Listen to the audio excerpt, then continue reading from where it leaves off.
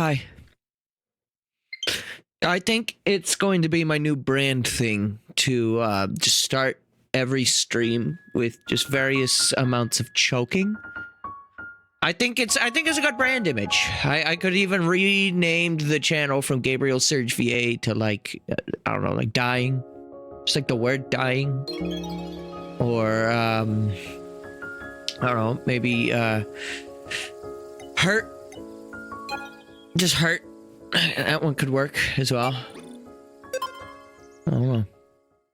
Welcome back to more Pikmin, by the way. It's been a couple days since I last played, and I'm clamoring for some. If you missed it, I did do a stream earlier today where I played just a little bit of Crypto the Necrodancer. Pissed myself off. Also pissed myself. And now I have declared that I am done with that game. It's fine. But that means we just have more Ochi to look forward to, and more Mario and Luigi. But I also think in general, maybe just doing 3 games as opposed to 4 might just be better for me right now, especially since like lately I have to do a lot of overtime to make up on some bills lately. So boring adult speak, I know, but yeah, just wanted to give a quick update to that situation. Wow, you're incredible. It's amazing how you can lead up to 100 Pikmin now. 8 Flarlicks have been completed. There are more Flarlick, though. I just gotta say it. You are one charismatic leader, Pillsbury. He did not give me another quest to expand the numbers, but I do know that there are more Flarlick, so I guess the point of the additional Flarlick is to just allow you to have more opportunities, I guess. If you don't 100% the areas right away or whatever, you can potentially explore new areas and still get new Pikmin. I like that. I like the idea. They do that with the onions as well.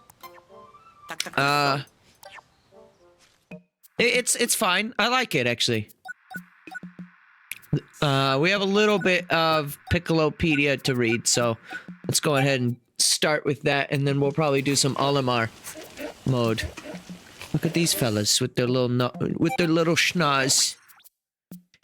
The ice crystal. I was reading. Excuse me. The ice crystals on its back are finely detailed and delightfully iridescent. As a juvenile of the species, it sometimes overproduces that sparkling layer of crystals.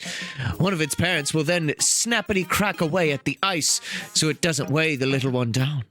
My heart melts when I see such lovely family dynamics out in the wild. Uh-oh. Wait a minute. What's this guy doing here? So wait, Olimar has his own. Oh, sweet lord, this is the Piccolopedia entries I was looking for. This is more of like the biology report. Oh no, I don't know if I can read all of these. That's a lot.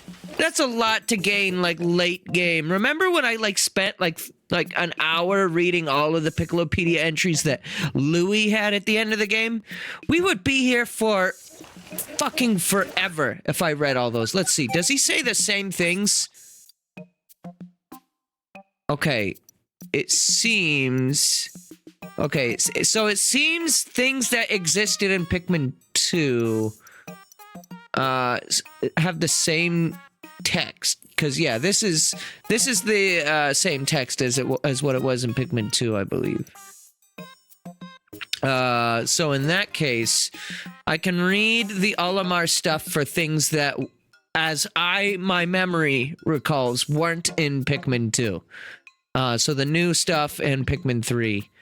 I think I read some of the Olimar text in Pikmin 3. It was added in the deluxe version, but I don't remember what I did.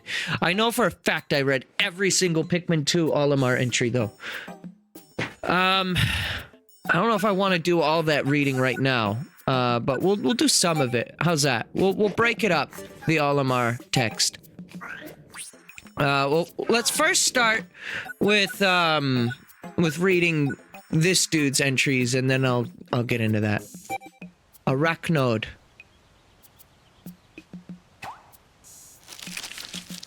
God forbid it bites you. Spider bite. Heart. It has an agreeable personality, and as long as a meal doesn't get caught in its web, it will sit there, curled up in a cuddly ball and waiting.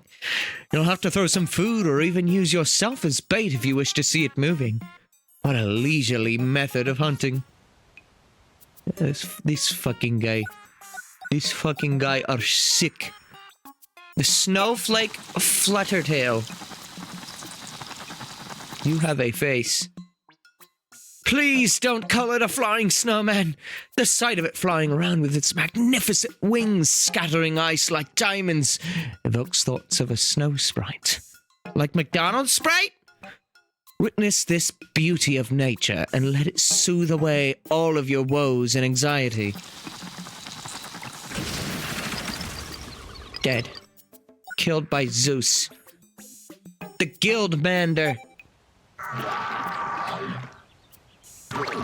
I love him. Giant Quagsire. Carrot. Zeus. Notice the gold sparkles on its back. In order to survive, this delight of a creature spends a mind-boggling amount of time collecting those special gold stones. Though it isn't real gold, it can confuse the senses.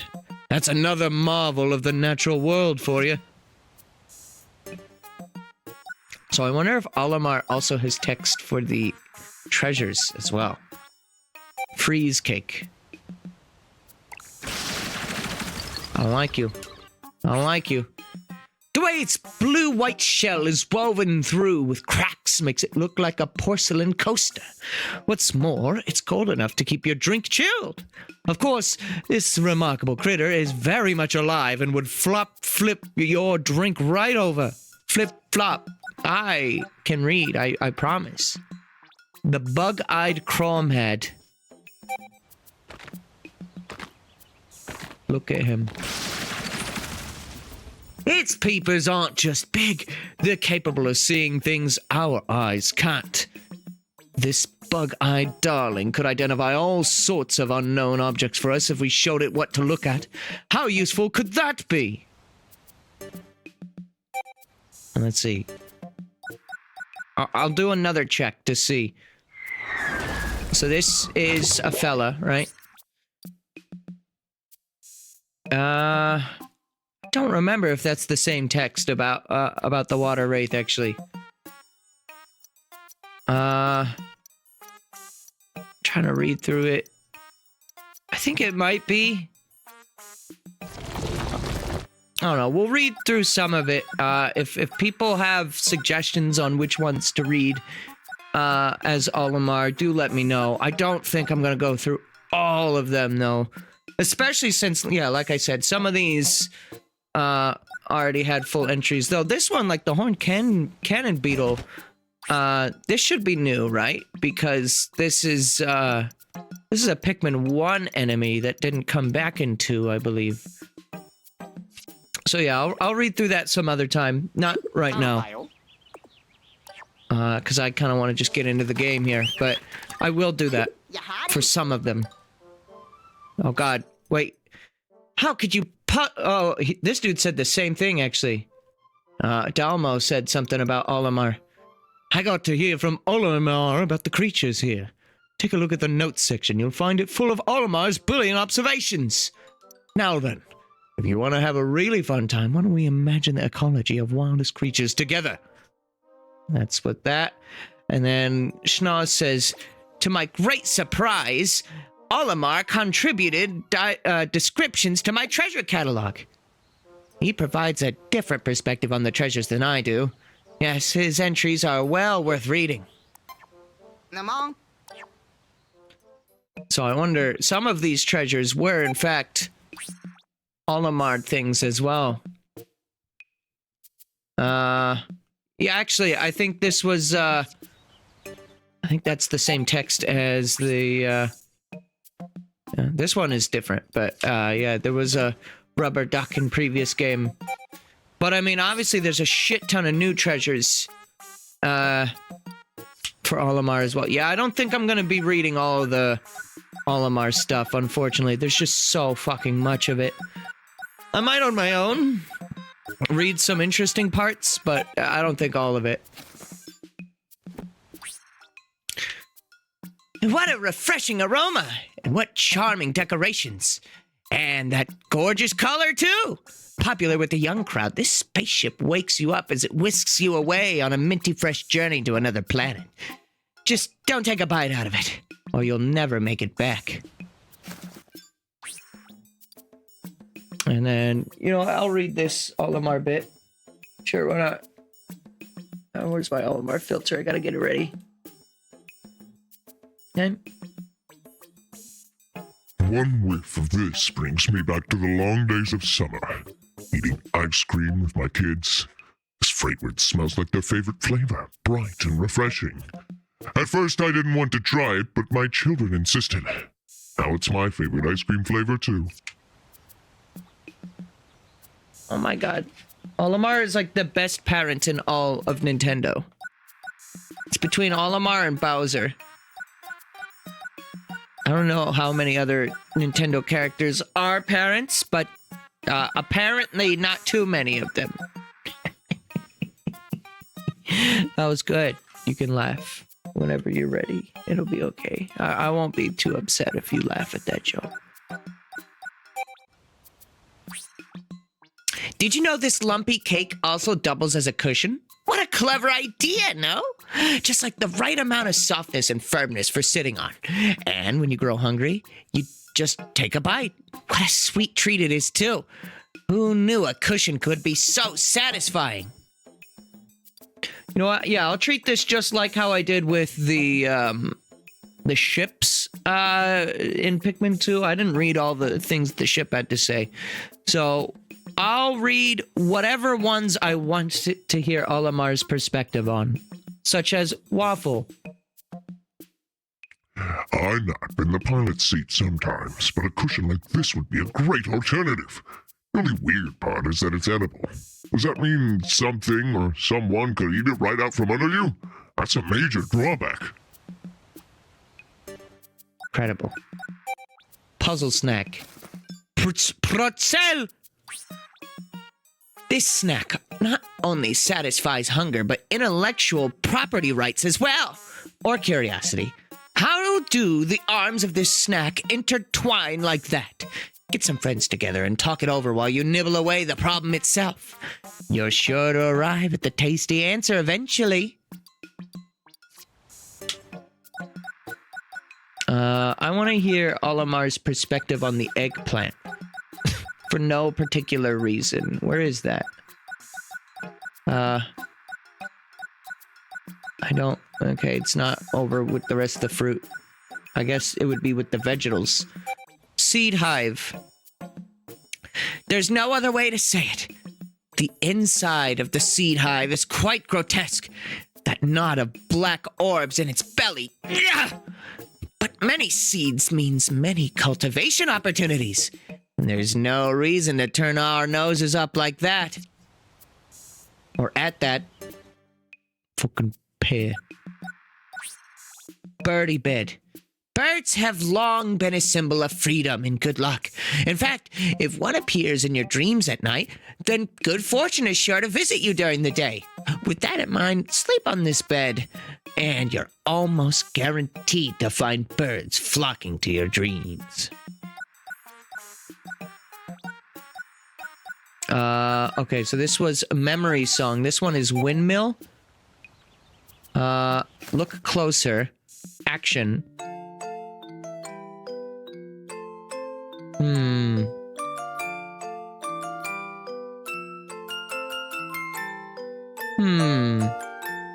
You know, I didn't hear this when I was carrying it back, what melody it was playing.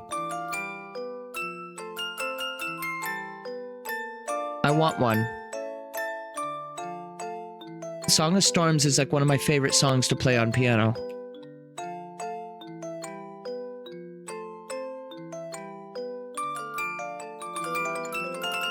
Oh shit. Fast mode.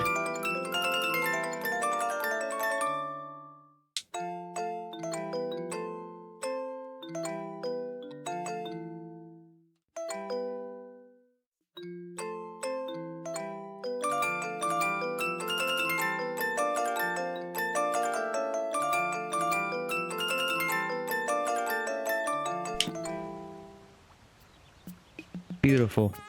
Absolutely fantastic. Love it. To feel the excitement of a grand adventure, all you need to do is play this advice.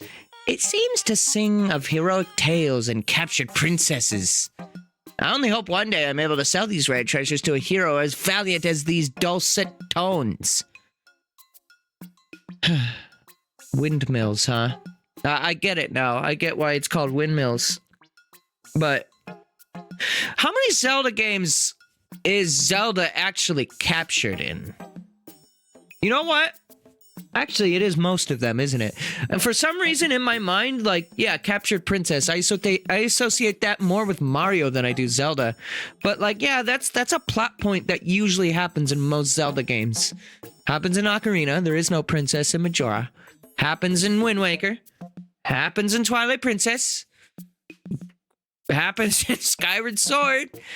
Kinda happens in Breath of the Wild. Doesn't really happen in Tears of the Kingdom, but you could also argue there's a lot going on there. So, okay. This is my favorite treasure so far. And that's saying something, because this one's a Pikmin fucking song. A Pikmin fucking song. What does Olimar have to say about this? Oh, where's my mouse? Oh, it's on my lap. Yeah, because my desk is a little far away from where I'm sitting right now. My son's always playing some sort of adventure game. He becomes the hero and defeats his arch nemesis and saves the day at last. I admire heroic figures like that. But if given a choice, I'd choose my own life again and again. This motherfucker said... This is good. This dude said he would rather play Pikmin 1, or really just any Pikmin game that he's in, than play another Zelda game. Zelda games are only meant for a single playthrough. Any more than that, and you're obsessed. Stop it. The Think Tank Combo Bot. Look at this robot. It was made to command, to lead. The greatness is in its eyes and in its horns. But how can one be a great leader, robot or otherwise, without followers? That's right. Make sure you like and subscribe. Likewise, what is a head without a body? Important questions for us all to ask. Sure-footed combo bot. One can't afford to waffle on the battlefield. Wait, you know what the word waffle is, but you don't actually know what a waffle is? Nor can one afford to rush in with half-baked plans. And you can make waffle puns? Yes, courage is required, but also calmness. Yes, conviction is needed, but also composure. You can rest assured the left leg will stride into battle, but only after careful consideration. I want to see the whole thing together. The Assembled Courage series. There he fucking is. I'm pretty sure this, like, the whole of this robot was one single treasure in Pikmin 2. Fortunately, no notes on the completed set. What does Olimar have to say about Moai? I need to know. Looking upon this warrior's calming visage is a peaceful way to spend an hour. The eyes seem to see through everything, as if their gaze is freeing you from the darkness of your mind. Perhaps I've stumbled upon the sacred key to life's greatest questions. Mo-I.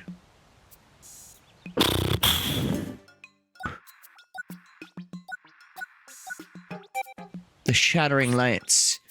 What would you say if I told you this spear is capable of shattering everything from a single solid stone to an entire iceberg? Would you shake your head in disbelief? Well, it's the truth. In fact, it works so well that you should start using it to break things. You might even find it hard to stop using it to break things. It's just so satisfying. Of course, that's how one suddenly finds oneself surrounded by nothing but rubble. All right, I need Olimar's opinion on all of this.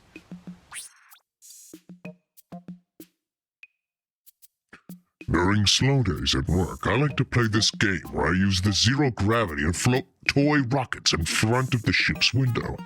Then I act out scenes from my favorite childhood TV show and pretend there's a galactic war going on in the distance. I should probably edit these notes before this president has to review them.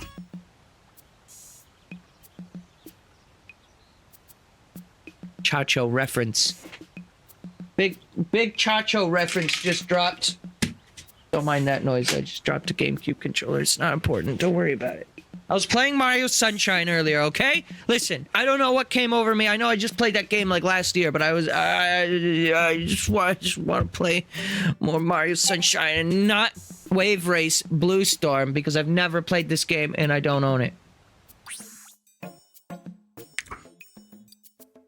I think this might be a tool for warding off predators. Perhaps if I attached it to my back, the creatures of this planet would be deterred from chasing me. I could test this theory on the Pikmin. Of course, they might end up carrying me instead, treasure and all.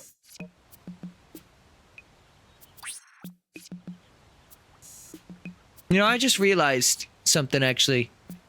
It's very fitting that Wave Race was at the end of Engulfed Castle, because, you know, Water Wraith and all that. You know. In general, though, I guess most GameCube games could work in that matter, because, you know, Dolphin, GameCube, Sunshine, Wind Waker, they could have all worked. The best option, obviously, though, would have been Super Smash Bros. Melee, because that's the only real GameCube game. I like pressing the different buttons of the mathematical symbol, but there's something captivating about the two round buttons. I can't help but want to push them over and over and over as fast as I can. I don't want to break them, but I don't want to stop either. How interesting that the artist used a black plank as a canvas, and how they chose to depict the pilot. They look like the type that works hard for their beloved family. Even though the design of the spaceship is all wrong. Good luck flying that thing through narrow meteor crevices. Narrow. This yellow plank, simply marvelous. The text upon it is indecipherable, yet somehow moving. Wait, this is the wrong text again. God damn it. It's a bit unusual to call something a masterpiece before you read it, but I've got a good feeling about this one. I think it's meant for children, but is it about a boy or a girl? Well, hopefully both.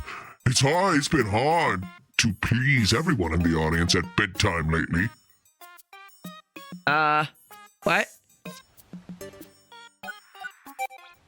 We're just gonna move on from that one. I don't know what that's supposed to mean, Olive March. Space is a funny place. You can be using the latest in gravity navigation technology and still find yourself lost in a sea of space trash. But that's life, isn't it? If you want to advance, you've got to be flexible. And this also applies to settling martial disagreements or marital. I thought he was talking about martial arts. Like he's gotta like fight a dude. Here we go, Olive March. I need to know your opinion. This looks like my... The shape of this fruit looks a lot like my grandpa's face. Huh? It's so similar that if I were to name it, I'd call it Grampy Face Fruit. My wife always thought my taste in names was catastrophically bad, which is why she named both our children. I think this one has a certain ring to it.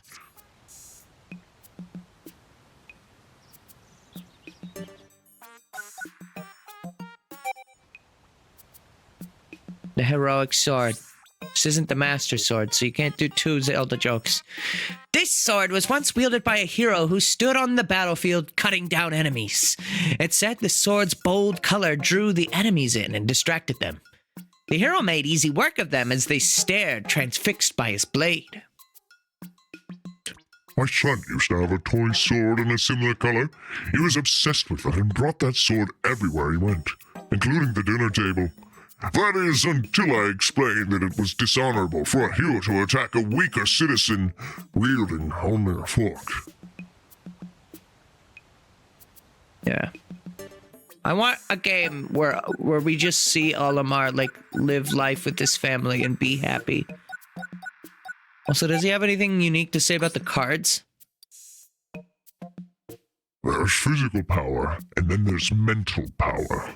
Anyone who's witnessed an argument between me and my wife would clearly see who's quicker on their feet in the heat of the moment. That doesn't bother me so much. I just wish I had the same fortitude and wit to stand up to the president.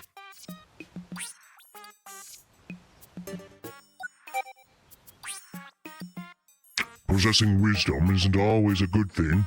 Sure, you can examine a subject from multiple angles, but you can also get them stuck in a maze of thoughts. Am I envious of people who just act on instinct without overthinking every last detail? Let's see. I don't. Maybe. Alright. What's Olimar got to say about dogs? Again, I'm not reading all of this, but there's a couple of them. What mysterious and fluffy creatures. I can't find evidence of them in any of the existing creature databases, but there's something familiar about them. It's almost as if I've met them before. I guess I'll chalk it up to an ancient memory that's been imprinted on my genome. Huh? You're a genome soldier? Also, both of you have, like, almost the same text here. You're both suggesting that you've seen them before, which I guess is you referencing Ochi and Moss, but like, I don't know. This what else are they trying to imply? Suggesting it's like ancient lore that's like ingrained in their brains. Did Olimar have text about this one? Strange. Despite its calming tone, something about this melody makes my palms sweat and sends shivers up my spine. It's as if it's sending me a warning about unexpected troubles in the future. Now the writers are just like fully aware that Olimar is like in like this is like alternate timeline past shit, cause like they're literally saying that the water wraith was foretold, or not the plasm wraith actually. Okay. Well, do I want to do some Olimar, or do I want to do more base game? I'm gonna do some base game first, and then we'll do some Olimar. Okay.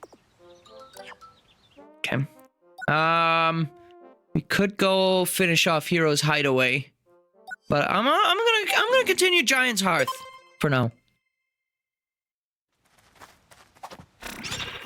All right. Let us go.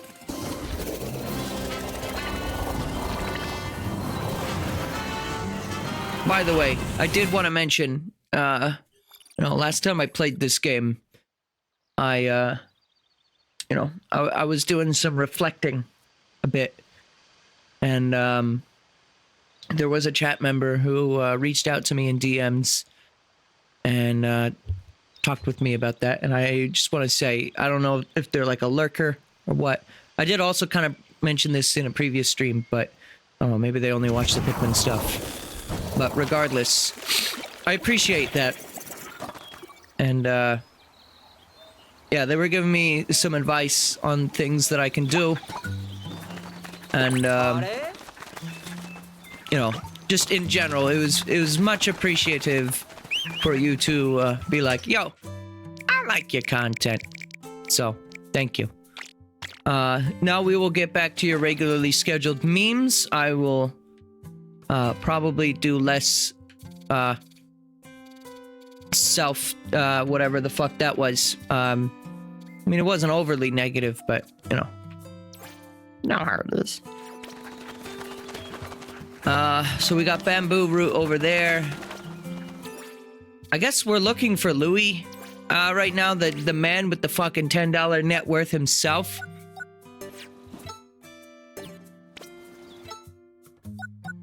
And we have to look for this, oh my god. Oh my god, look at that icon. Where's the smell of moss? There's moss all over the carpet. It's called grass, but alright. Okay, I'm gonna bring out 30 blues. 30 of those. 30 of those. And you know what? 40. Those are our numbers. Alright, let's go. Ouch. The Ouchinator. Holy shit.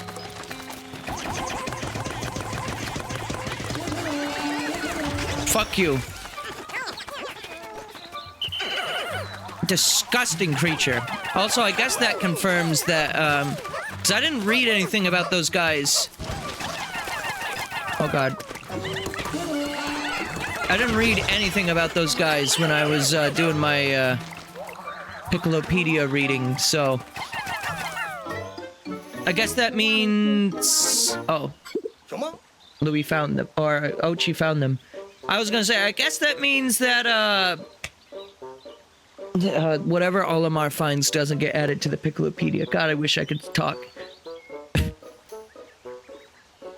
they are! Louis and Moss! I see him. Mr. Copite Castaway looks safe for now.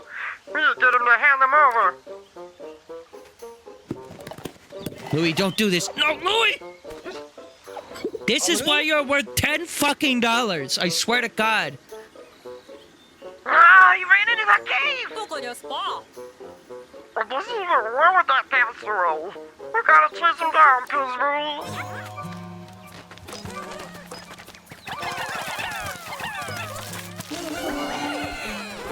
I don't even know. Where did Ochi go? All the way over there. Holy shit. Ochi just did their own thing there. There. You guys got that taken care of. Guess we can task you guys with building that. And then you fellas can work on breaking that down.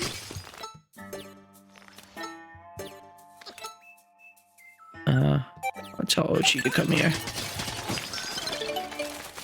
Holy shit, you guys destroyed that insanely fast. I was not expecting you to be able to do it that quickly. Ochi has arrived at you. What does this do? Looks like a water pump of some sort.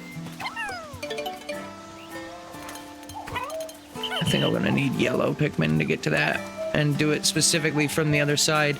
Or... Yeah, that's exactly what's gonna happen. Oh, wait. Where is this, though?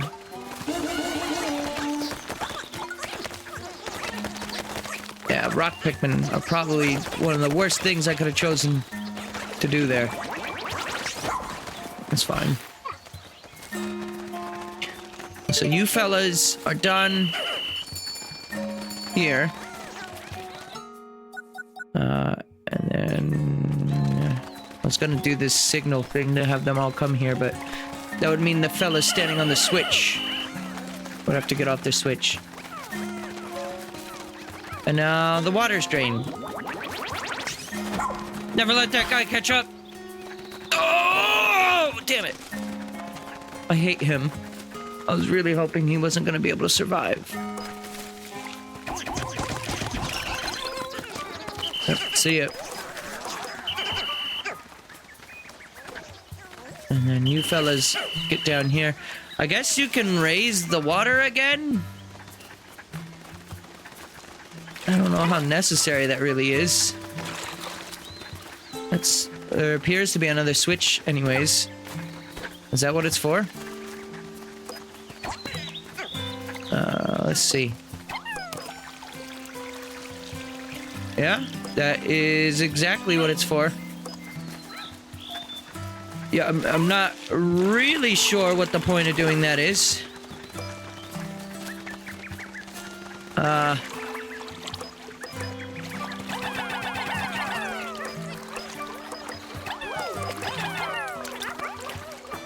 There you guys go. You want to carry that? There you go. I will need to take one of those fire things and bring them over here to burn this away.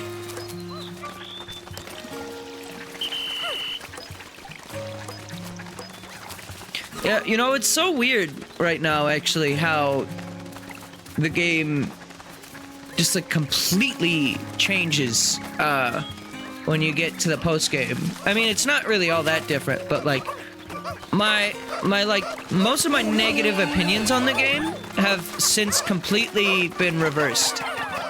I mean, I still feel like the opening of the game is maybe a little too hand-holdy, too much text, but, like, hasn't been a lot of text so far in this post-game segment, and then the music is back to sounding like Pikmin music. And then for people who didn't like the lack of, like, your time limit meaning anything, well, you got Olimar mode, and it's actually really fucking strict, it seems, as well.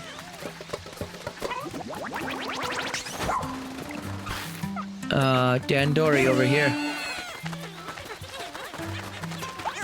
I guess we can discover it, at least.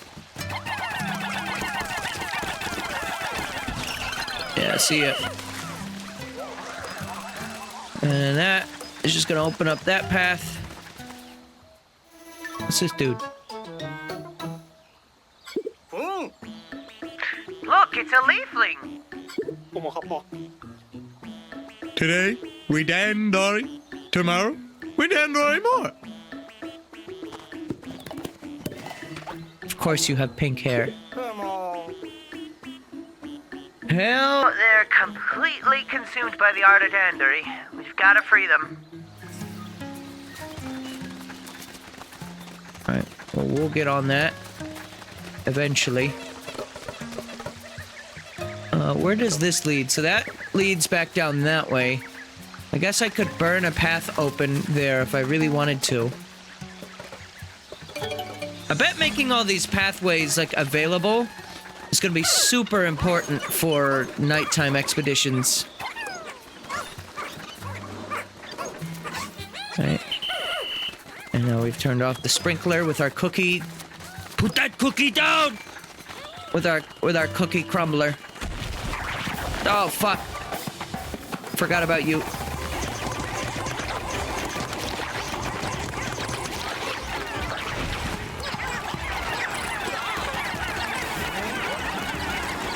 Get the fuck out of here! Put that cookie down, no!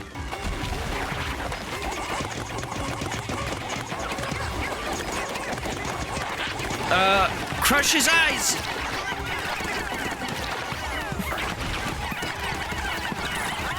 Kill him! No! I got him. We're good. It's all good. This is almost done, too. Fuck you. Well, there's so many different things to do here. That's annoying that I can't jump off that.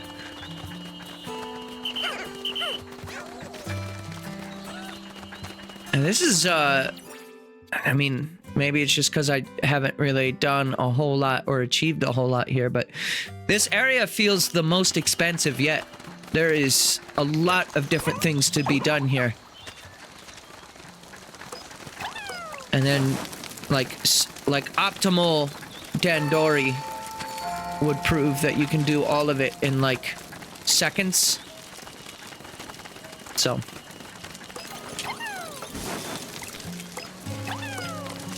It'll be a while before I achieve that level of skill.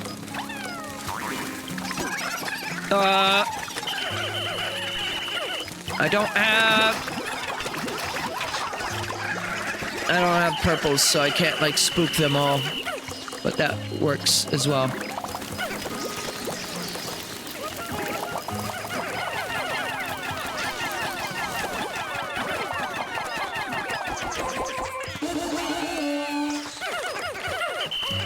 Okay.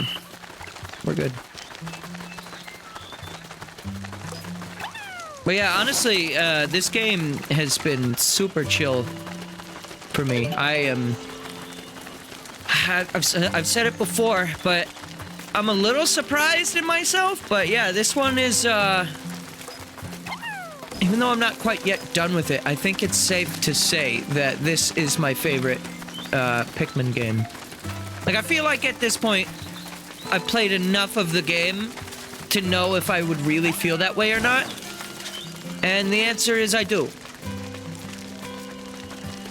There we go, another base.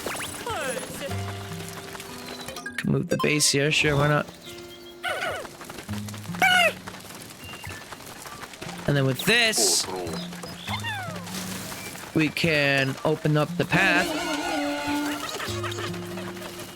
And now we can do that thing for getting the flower lick, I think.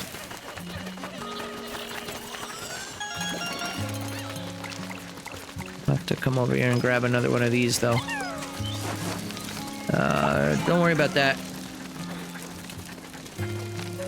Don't worry about that guy. It's fine. Is there a way? There's a bomb rock thing over here. I actually don't have any bomb rocks. I'll have to... I have other bombs, but... I wonder... Hang on. Let me try something. Maybe I can just throw a Pikmin from here. Like, it looks like it's a little high up, but maybe I can do this anyways. No, it is indeed a little high up. Come on. You can't make it to that. I think he's gonna run out of time before I can get anywhere with this.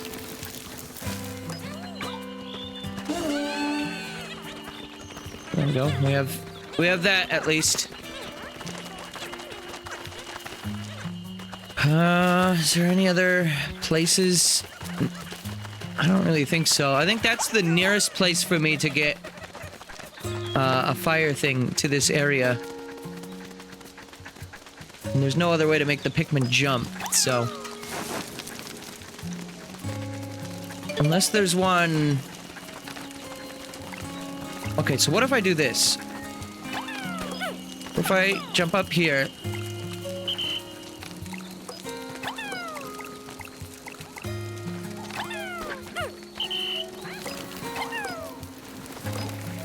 Grab it! Holy shit. What are you doing? Oh! No. You can wear your friend as a hat. I don't care about that. You're not. You're not taking my soul. I'll kill you. Well, there's a sword up there. Sweet. Alright.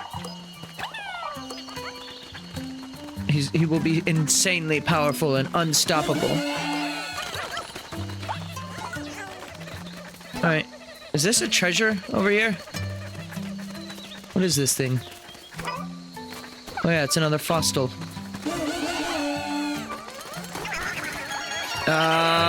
Fuck.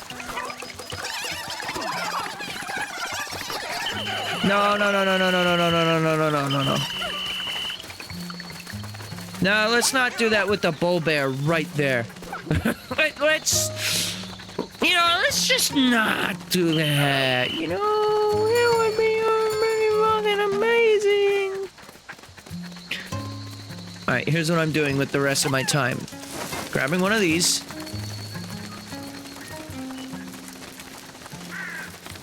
I guess what you might want to try to do, if you didn't do this strat, is you might want to keep the water so you can freeze it. But, yeah, that's not really necessary, is it? You can just do that. That's the only other reason I could think as to why you would want to bring the water back. Alright, doubled the carrying strength. Once they get that up there, we're doing this. We're gonna do this fight.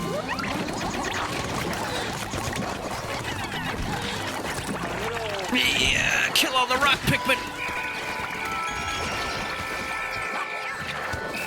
Great idea. Oh, I think I just re-upped their spicy. That's very good that I did that. So we're down to how many rocks? Oh, it doesn't really matter how many I have right now anyways. Because... oh yeah, I lost a lot of rocks. Oh, I lost 2. I think I had 30. Some. Yep. We're just gonna...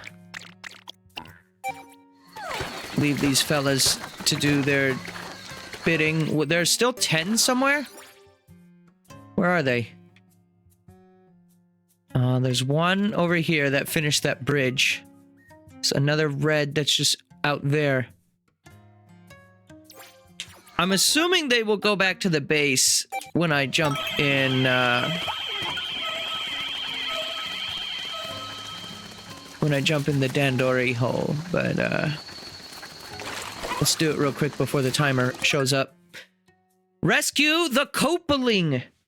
The Koopalingus! Your Pikmin cannot join you. Finished tasks on the surface will be called off. Alright, let's do this horrendous Louis filter that I built at the end of Pikmin 2 and used once. Even though Louis kind of sounds a bit like this, and I don't even really need to do a filter to do it. We're gonna do this awful filter that I have anyways. Just to continue the line of his speech.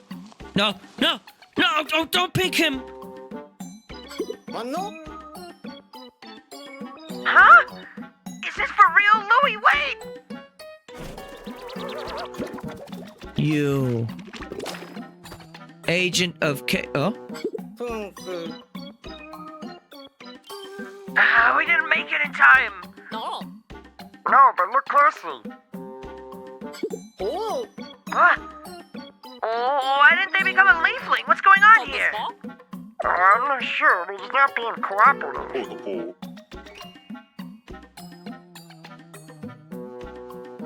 Louis, it's Olimar, can you hear me? Louis?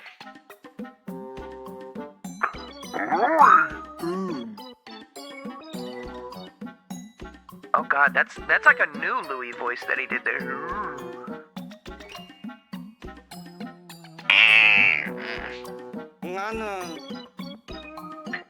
He's not even listening. Well, that's unfortunate. Guess we'll have to rescue that castaway by force. There's no way to predict his next move, so be careful. What? What the fuck?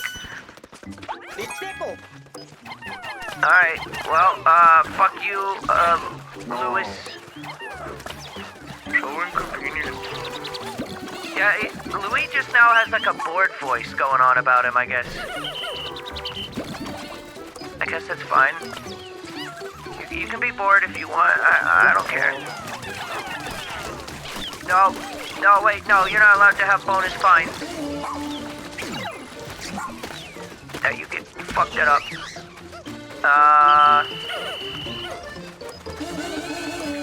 Nope. Nope. Thank you. Thank you for the extra points. I'll take this bonus fine as well. Thank you, Louie. No, you don't need more Pikmin. I need more Pikmin. You can let me have them. Isn't that right, Louie? Yeah, that's absolutely right. Thank you for noticing.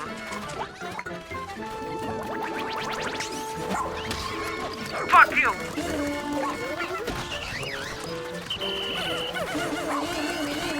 Oh, we're now getting doublers on those fellas.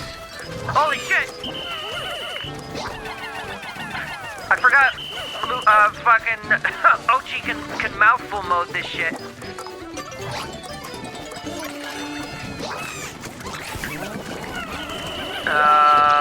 Yeah, that's not very good.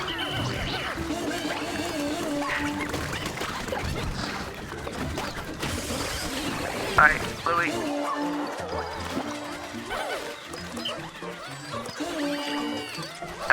Hang on, where's Ochi? Okay, Ochi gave up, I guess. I was gonna carry that gold, but, Ochi, you grab that. Ochi, grab that! What are you doing, Ochi? Ochi, please, come on, let's go! And we're getting the shit beat out of us right now. I don't like that. He's got a teleport thing. Whenever he wants to use it. No! Root beer in the cowboy heel. Okay. Oh, good. That's good for me, because they were already carrying that back for some untold reason. Sneak bomb. Let's get that as well. Louis is actually winning right now, and I don't like that very much.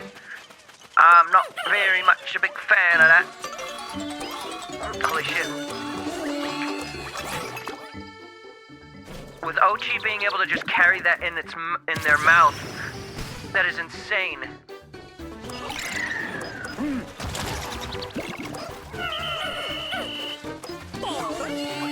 Okay.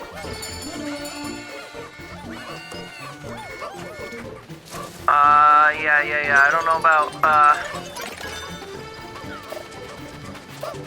let's do Y. Speed you guys on up. Golden pair. Yeah, you go ahead, just carry that. Very important. What do you have here? Oh, fuck. I didn't realize you could send your Pikmin to do that. No, what are you doing? Oh, try to ink bomb me. No! Root beer! Where's Ochi? I need to get, my idlers. I need to start using my, actual abilities a little bit more here.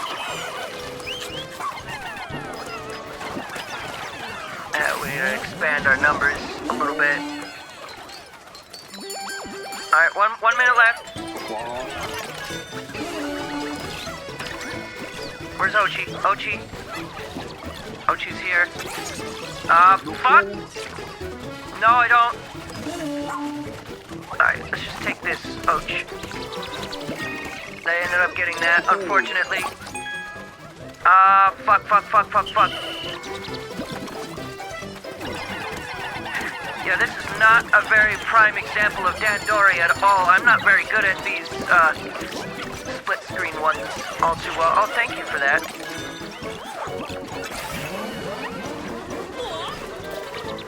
I don't even know where, this, like, apple or whatever it is. That is apparently worth a lot. Yeah, no, we're not accepting this. Yeah, get the fuck out of here. I didn't win by all that much. I think I only got like a bronze. Yeah. Oh, I got silver. Okay. Could be worse. Yeah? Yeah. Maybe I should go back to the deep filter, even for him. Also, just realize That whole time, that whole entire match, I had the phone EQ on. God damn it. Fuck. Oh well. I was too focused on my dandery to check my filters. Damn it.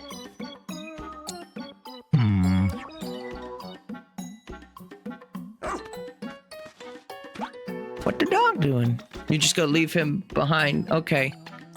Louie, he's... why is he running away? right now, our top priority is getting this castaway to safety. Rescue the co-pilot! Fuck. Louis is up to no good, and I am up to forgetting to uninstall EQ. That's very good. Sorry, VOD watchers, if you were like, why the fuck does he sound like that? It's because I'm a terrible person. That's the real reason why. Yeah. Even though these Pikmin streams aren't really getting that many viewers, I no longer care because I am just enjoying the game that much that if you don't like me streaming this game, it will be just like me streaming Tears of the Kingdom, where I will just be like, oh well, because I'm going to play this whole damn game. And I honestly think I might like this game a little bit more than Tears of the Kingdom. That might be a bold statement, but I think I do. Just personally speaking, is it a better made game? I don't know about that, but is it a game that I enjoy more? Yeah, actually. Yeah.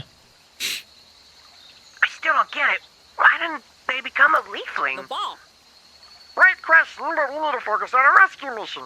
Back to the SS Beagle. It's because they already are a leafling deep down where it counts. I get a feeling that the timer's about to start. Oh fuck! I forgot. I forgot I needed to carry them back, but I guess that works. Mmm, tasty.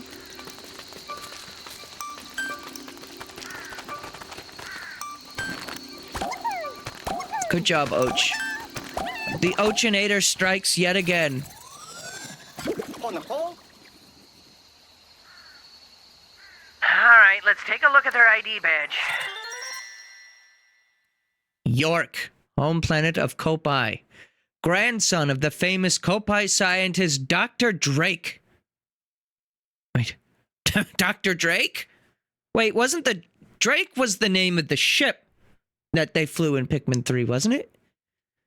And partner of Don Bergman. Yo, Berg. He's talented at rewiring communication devices. Yep, they're a Copite. I just hope they're also one of Nell's companions. They won't be.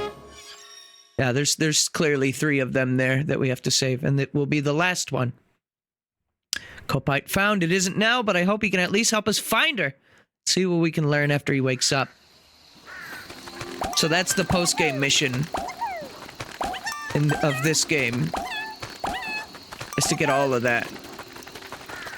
Well, I wonder, should I make that like my last thing that I do then?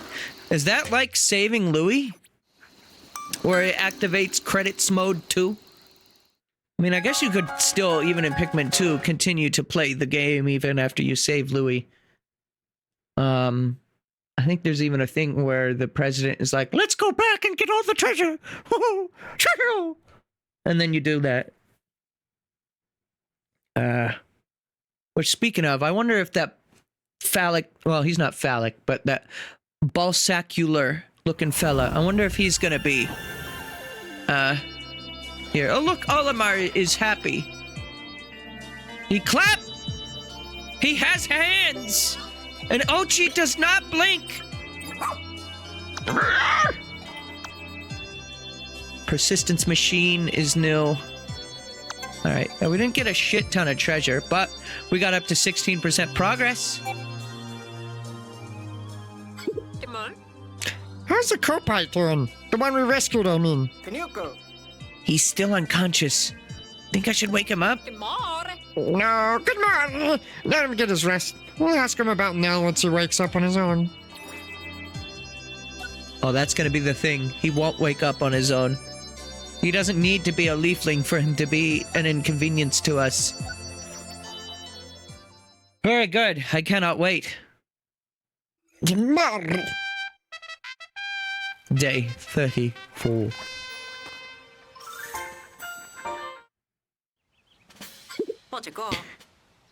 The rescue corps.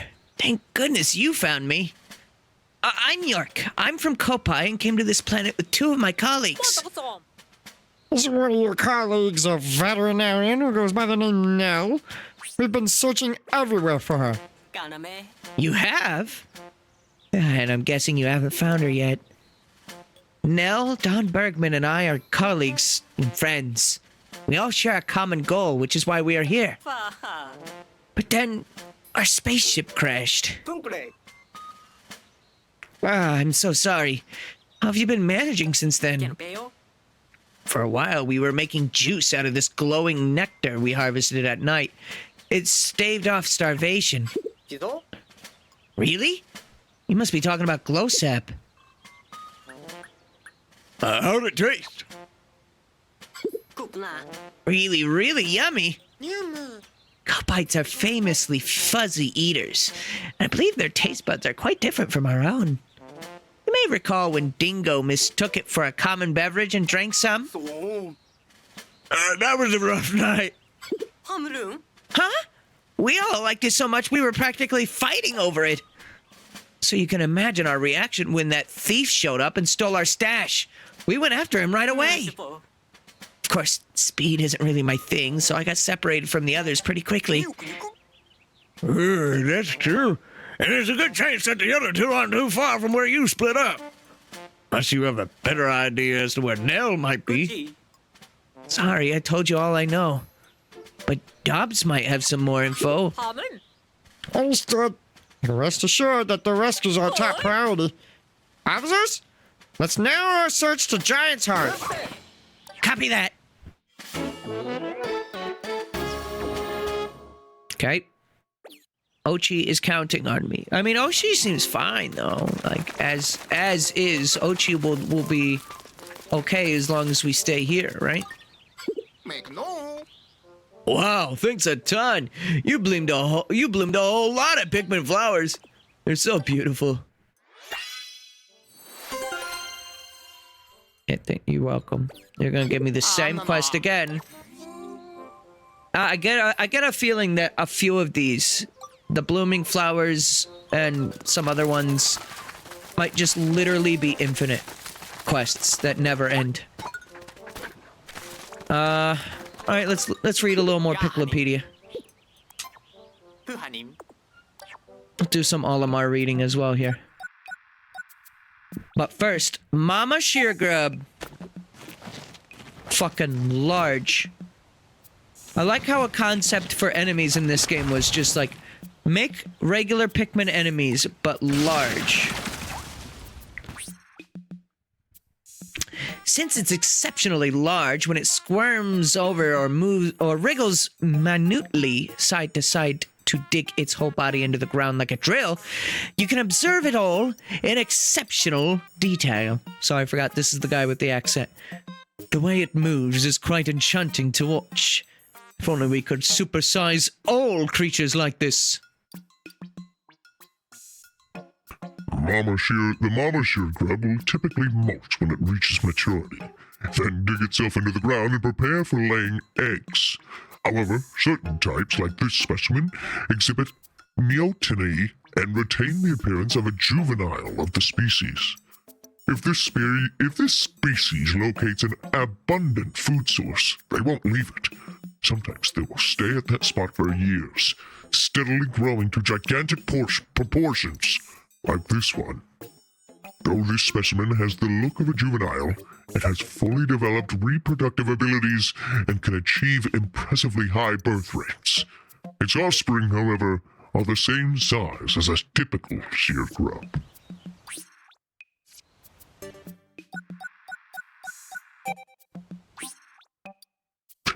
Males of this species are known for their horn-like blowholes.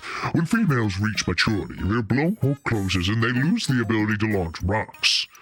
At the start of breeding season, the females lay eggs on rocks launched by a male. The rocks then become food for the growing larvae. Though once mistaken for adult cannon beetles, this species is actually a naturalized, non-native species that migrated here from another continent. Oh my god, it's not an armored cannon beetle. They did the pole barb thing again. Interesting. Okay. The horned cannon beetle can breed with an adult cannon beetle, but only about half of the eggs will actually hatch.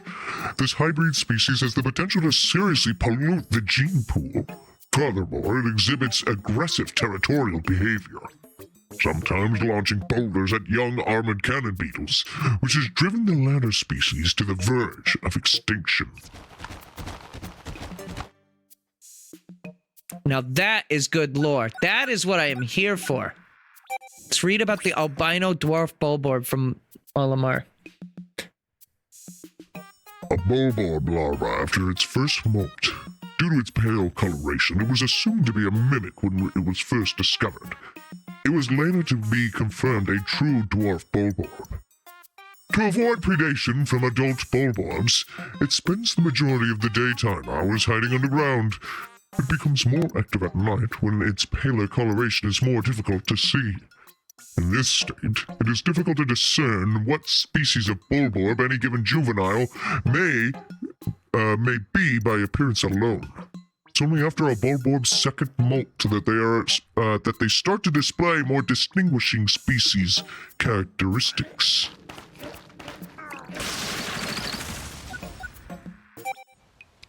I wumbo, you jumbo, we all jalumbo. During reproduction, after an egg is fertilized by a sperm, any excess chromosomes are usually discarded through a process called meiosis. But occasionally, this process fails to occur, and a bulborb individual will develop irregularly due to this chromosomal abnormality. Specimens like this one are stronger than the average bulborb and can exhibit more aggressive behavior. However, they are not able to procreate, as they will never reach sexual maturity. Never before did I ever expect to read sexual maturity in a Nintendo game, let alone a Pikmin game. Then again, I should have with all the fucking biological data from the last games. See, now this is what I'm fucking here for. The Olimar shit is good shit. The other guy, like, he's fine. His entry stuff is, like, good. I don't mind it so much. Dalmo's writing. But Olimar, man, he knows what the fuck is up. Much like the more mature specimens, the juvenile frosty bulborb is able to create and carry ice on an epidermis that promotes extracellular freezing. Oh my god, I can't reach still. However, they take an entire night to regenerate their ice, which is why they're often accompanied by adults.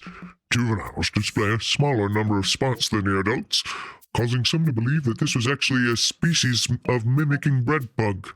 However, results of further analysis proved that this was not the case. So, this guy is actually like a young version of Frosty Bulborb. But dwarf bulborbs are not actually smaller bulborbs. That's fucking insane.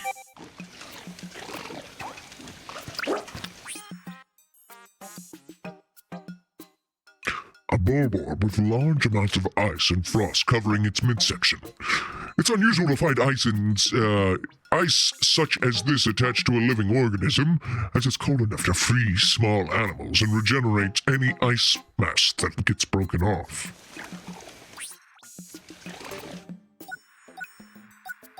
I think this guy was only in Pikmin 3, so I'll read this as well. Instead of the gnashing jaws usually found in related species, it uses its extensible, vicious tongue to capture and prey.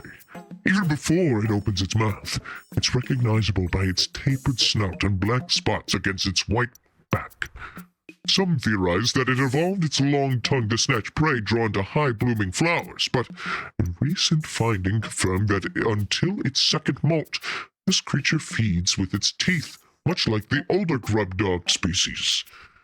It will begin to use its tongue once it reaches adulthood.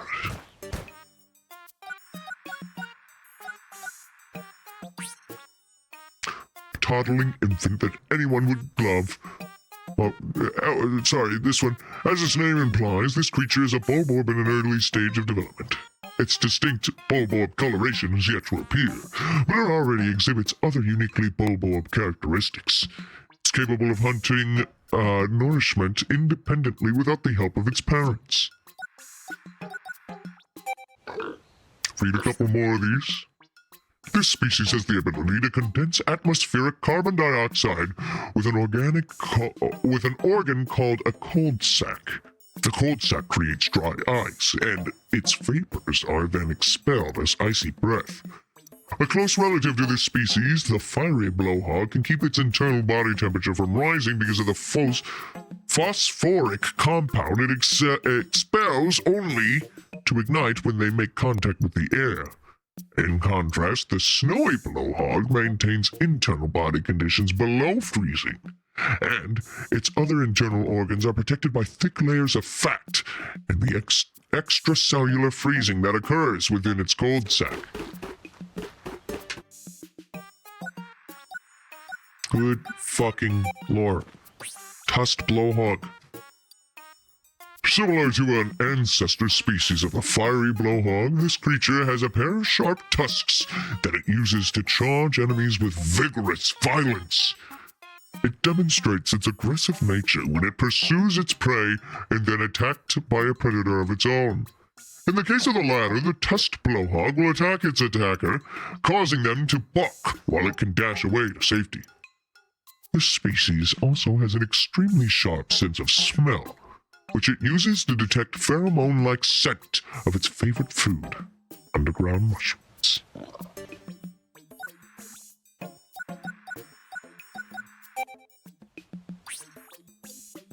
Upon reaching maturity, the blowhole on its head closes, leaving in its place the pointed crest of the Arctic cannon beetle shell. In order to get enough food in nutrient-deficient environments, adult specimens start breathing through their mouths. Some experts have opposed that this adaptation caused this species to lose territorial competitions with the armored cannon larva, driving it into colder environments. Though this beetle has increased suction strength, it must ventilate via a spiracle on its abdomen and open its shell to avoid rapid body inflation. Let's read about, cold. Ice-blown dweevil. Sorry, I was almost sneezing because that was almost my line, but it wasn't actually. The dweevils have varying body colors in response to their feeding habits. Each species feeds on different types of plants and small animals, so the symbiotic bacteria that creates their pigmentation differ as well. And then we'll read about the spiders and this fella, and then we'll save the rest for some other time. The arachnode. It has an agreeable personality. Oh, no, wrong text again. This spider-like creature has distinctive yellow stripes on its back carapace. It spins webs in high-traffic areas and waits for prey to plunder them. Unlike its relatives in the arachnoid and dweevil families, it is ambisexual and has 8 legs. Some theorize that its genitry is meant to aid in reproduction, though, of course, it cannot reproduce on its own.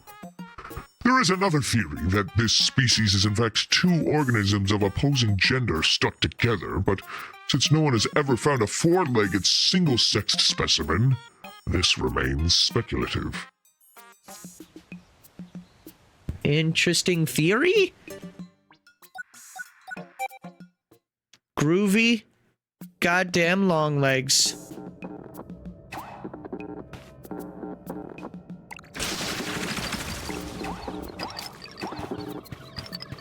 Oh, wake up, motherfucker. I gotta hear your text. There he fucking goes.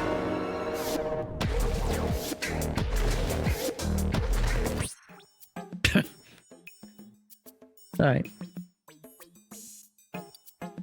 This species has some remaining organic internal organs, but its carapace and eyes are made up of an inorganic material.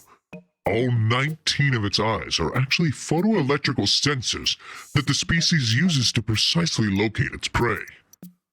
The gas emitted from the posterior of its first leg joints includes a chemical substance that, after making contact with another organism's brain, temporarily controls that organism's actions. The groovy long leg uses its natural phenomenon called endless dance to make its prey jump between its legs while it moves around in bizarre rhythms. The entire interaction is seemingly odd for a living organism, but the line between organic and inorganic on this planet is not always clear.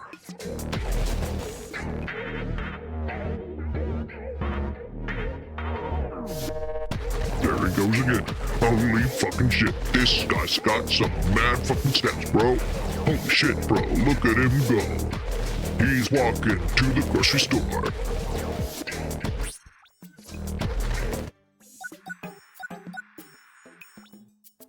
Alright, I think that's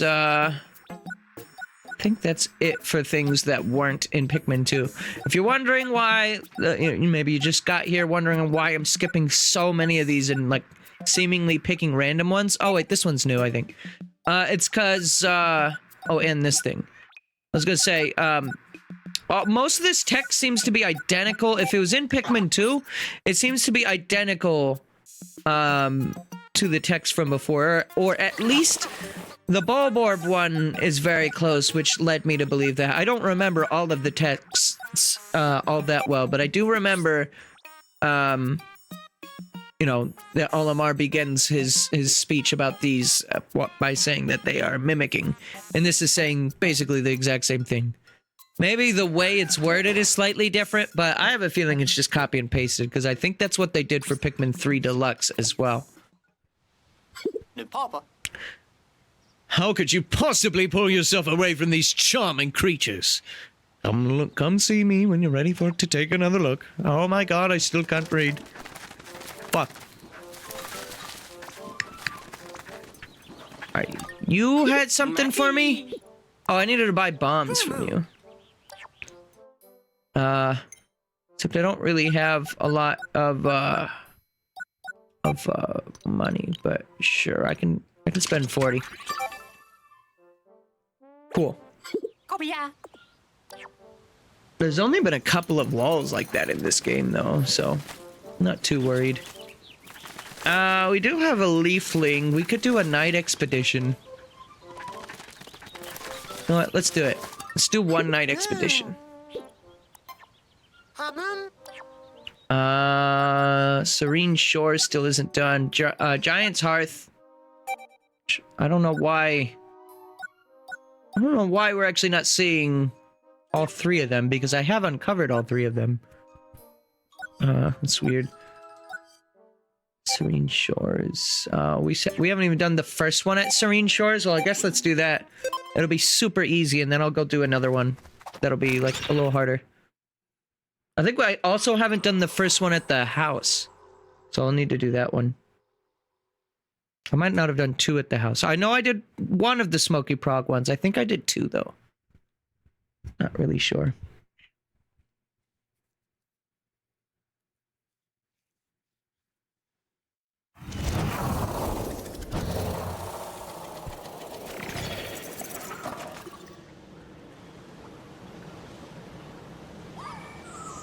Oh, fuck!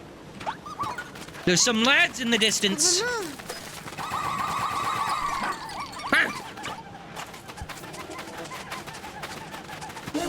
I'll probably be fine without Ochi needing to do all of the guarding shit, but we're gonna do it again anyways. There are glow pellets in the water now, too. I don't know why he's surprised about that. But alright, you do you. Be surprised. Do it!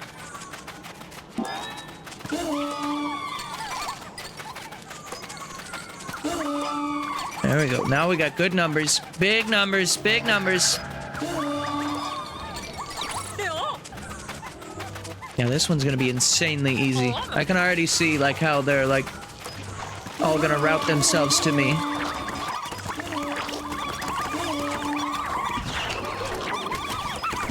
Yep. Good there.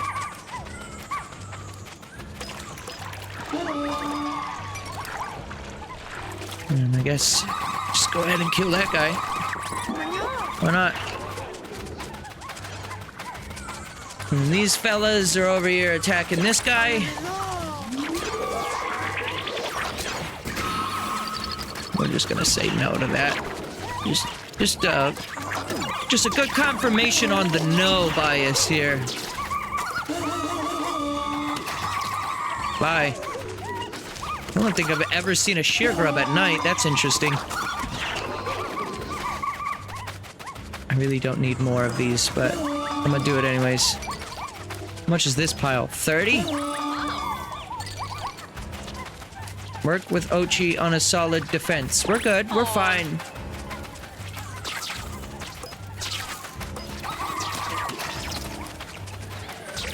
I guess I could switch to Ochi. To, like, get over here faster, but, like, we're fine. Look at this. Look at this. Oh, they actually succeeded. Well, it's because this is a big blowhog. This isn't just any old puffy blowhog.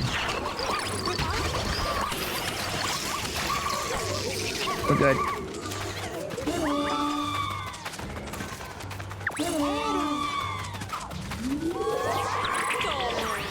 Get out of here. I like how this whole game mode is basically just the Romani Ranch alien, like, protection quest from Majora's Mask. This whole thing. It's really good.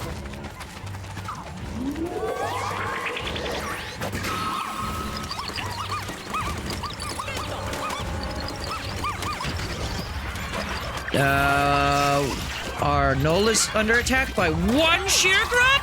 Oh, fuck!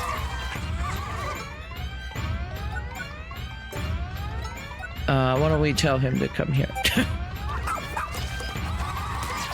Oh, because I wasn't paying attention, and I let this trick Noel get taken down. Look at that Ochi face when he throws.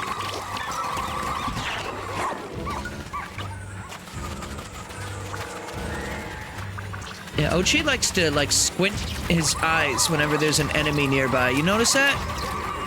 I thought Ochi was just doing an impression of Moss for a second there, but maybe they, like, squint their eyes when they're in danger.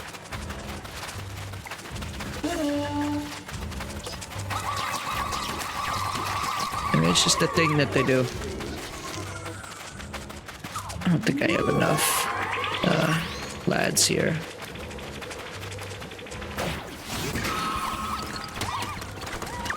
Just beat the shit out of these guys.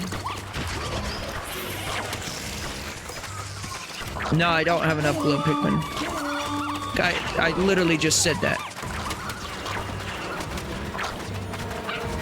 Where?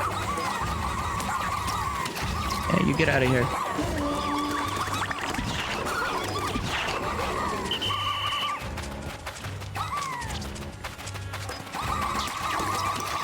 Yep, get out of here. Die. Alright, Luminol saved. Entero. Always what I crave to know. Just a little bit of entero.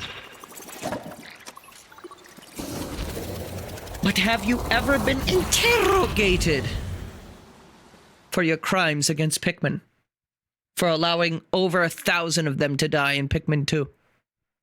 Still can't believe I lost less than 300, like, up until getting to the end of, you know, like, the base game. That seems absurdly low. I mean, even compared to like my Pikmin lost numbers in Pikmin 3.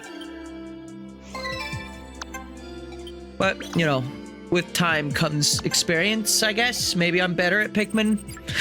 I mean, I think there's no part of me that doubts that this game is the easiest Pikmin game, but, you know, oh, still is kind of funny. I wonder if this game has a hard mode later. Well, look who's up and about. How are things going? What? Olimar, why are you awake at this hour? I don't know. I just woke up, I guess. I'm interested in night expeditions. Is it okay if I observe? Oh. No, I'm sorry. I thought expedition just wrapped up. Bad timing on my part, then. I'll just try again next time. Hurrah! Yes, please. You're welcome to observe anytime you like. Ponyanong. Oh, I see you've used a pin. Piru. What is this? I'm getting tutorials? I didn't even realize I could do pins up until now. Why didn't they give me the pin tutorial? Fuck! I could have been utilizing that. You know what I would have done with that? I could have done... And maybe also...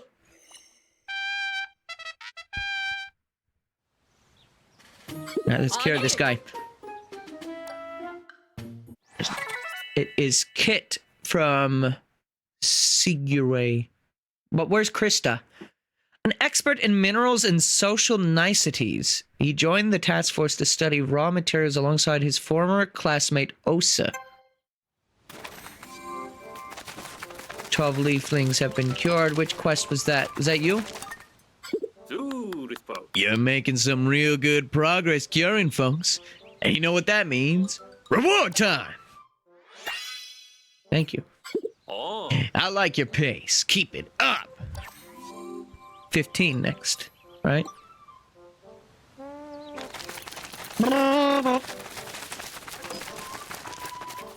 Did we get a new blowhog there? Is there a large blowhog? No. Just the puffy blowhog looked larger than normal, but I guess I'm just on some shit. I know. There is some text. Some NPCs have some text for me.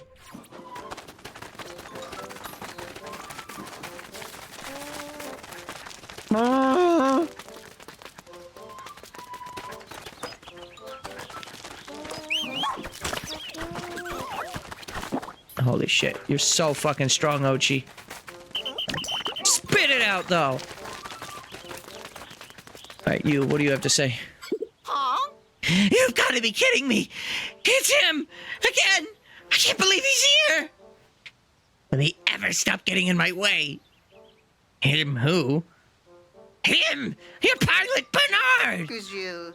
I'm Santi. Right now, I'm a freelance pilot, but he and I have a long history, you see.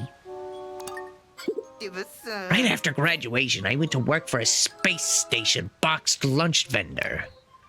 They went bankrupt trying to compete with a rival's groundbreaking one-a-day meal drink that he helped develop. I saw him in an interview saying, it's such a pain going through such boxed lunches. Yet he seriously come up with a new product using that as motivation? Okay. Aren't you a little happy that he... Well, actually, he didn't do anything to save your life, so never mind. This is life. Thank you for saving me. My name's Kit. I spend most of my time investigating materials. In fact, that's what I came here to do. The materials on this planet are amazing. It's got so many different kinds of minerals. I'm sorry, I just started to get carried away there. The important thing is that you know how much I appreciate you rescuing me.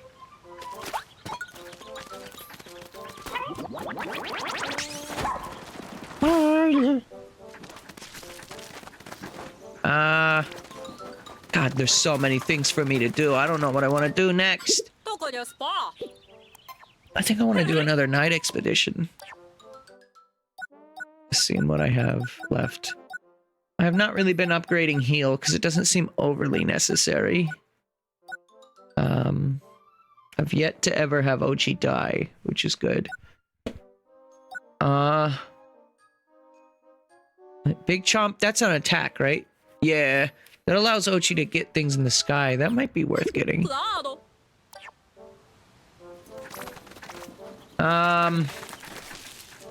doing a night expedition doesn't give Ochi any more pup drive. But I'm gonna do it anyways. We're gonna go to Hero's Hideaway. Oh yeah, I only did the one here. I'm gonna do Feasting Center, yeah.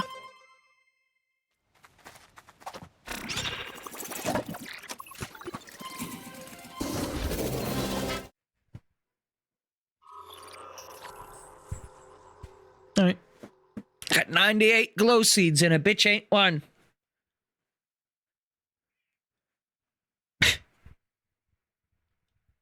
But are they all problems? Is the real question.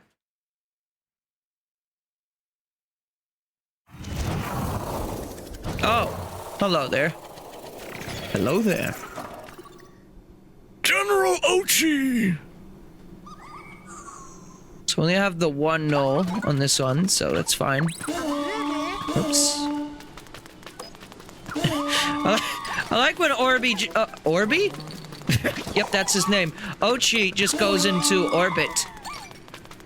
You can tell where I got, like, my speech messed up there. A little bit. A little bit of fucked up speech. Just a little bit of not good at talking. No.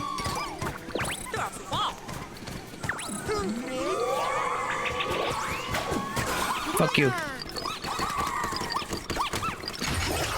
Yep. Gone. Cool.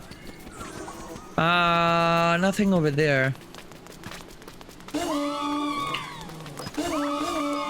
What are those noises, Ochi? Is he growling? Don't you be growling, Och. My cat is just staring at me right now. I think they think I'm talking to them.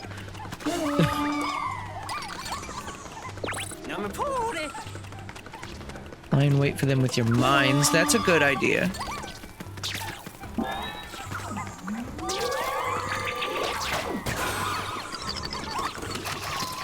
Yeah, there's no real need to wait on those guys all that much, though. Oh, hi! No. Don't be getting no chumps.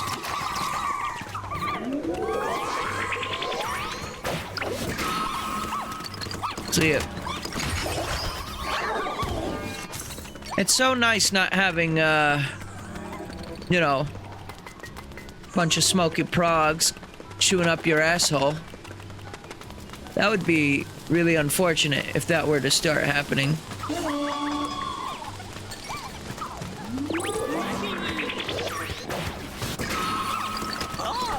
Thankfully, we're good. We don't have to worry about that, because smoky progs aren't real.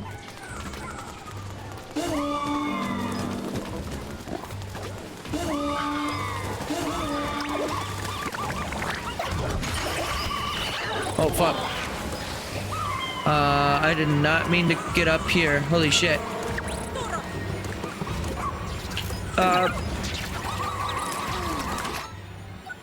Why don't we have...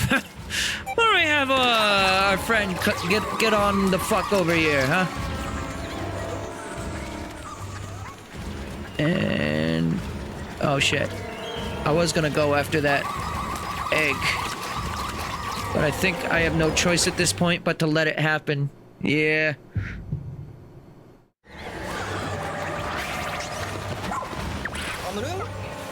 That thing's coming out of the egg.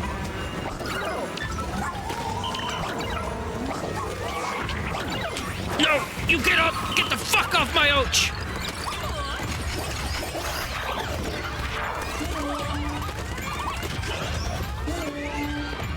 Alright, Smoky Prog.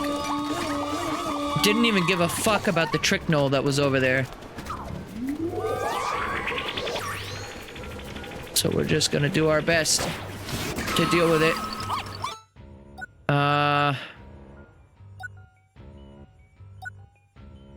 Tracking bomb.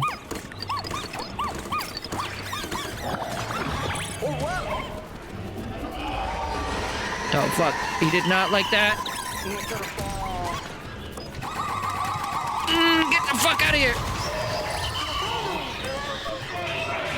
Attacking trick knoll.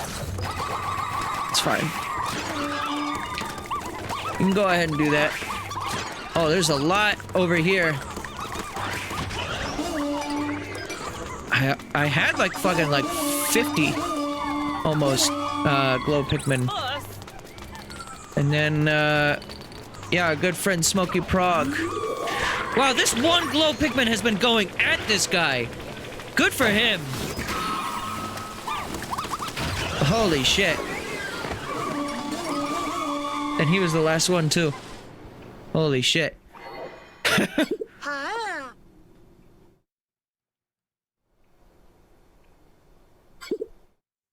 Okay.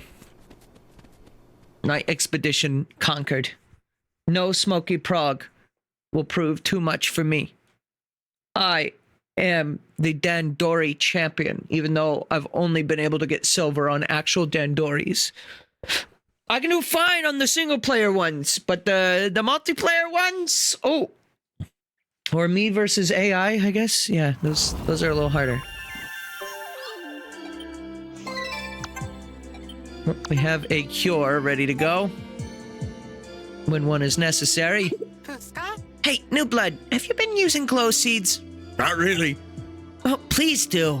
I want to know more about glow Pikmin, so try experimenting with the seeds a bunch for me, okay? There are limits to what I can do being stuck here inside the SS Shepherd so much, you know? Yanni, you're not conducting experiments on the glow Pikmin, are you? No, of course not. Nothing to worry about. Besides, the glow Pikmin are fine. Fire, electricity, ice, none of it bothers them, not even poisonous gas. Gas. So I really can't do anything unkind to them. Come on. And tell me, how did you figure that out? Hello? Are you going to answer me? Hello? No. No one's gonna answer you, Colin. Be left in your void of no answers. Nuko? Nyamo? Alright, I could go back to the house. There is like a Dandori that I missed. I know that. Well, there's two things I missed. There's two rescues I don't have. One of them I know is a leafling at a Dandori. The other one is actually just a straight up cave, I guess. Really? Wait, why is actually, hang on. There's only 2 treasures and 2 castaways that I'm missing here, so I might as well go and finish this area up. That'll get Ochi's pup drive up as well. Yeah, 84 out of 86. But if there's like, I know for a fact one of them is a Dandori. So is there just like a cave with like 1 floor somewhere?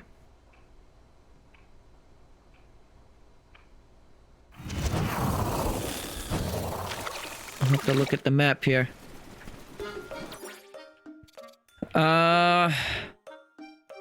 Okay. Okay, so it's just one's there. And one is there, but where's the other castaway? All of the caves are otherwise 100% completed. Oh, I guess let's do this, this one bout of, a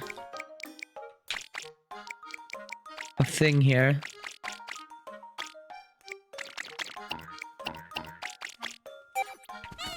This one bout of, So weird how that corpse wasn't there earlier, but whatever. One bout of Dandori. sorry, Och, you can't come with us. Oh, right. That was what the treasure was. Forgot. Never did collect that card officially. Also, don't ask how this cave works when you can clearly see what's underneath it. Where's the fella? There he goes. You got it. Alright, hefty hallway. Pikmin present, yellows, ice, and purple.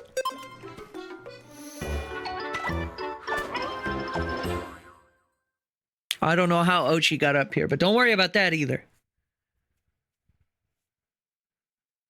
It's not important for you to know, okay? Your life will be better as long as you just don't think about it. Okay? Ochi. Alright. Here's my best explanation. Ochi chooses when or when not to show their godhood status, okay? No need for introductions. I see who you are through Dandori. Show me your Dandori. I still call it Dandori. That just rolls off the tongue easier for me.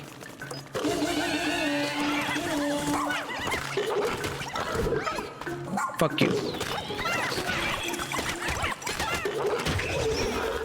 Okay.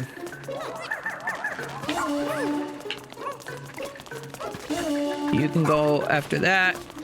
Are there Pikmin over here? Oh, they're inside of this guy. Yep. Let's have the idlers come over here.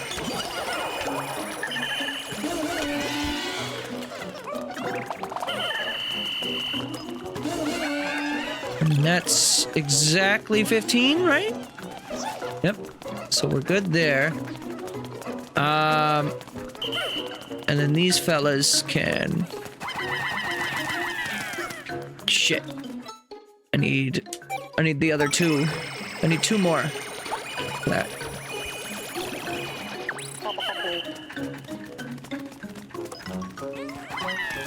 Okay, there we go. That's good. And Ochi will just single-handedly carry that entire yam.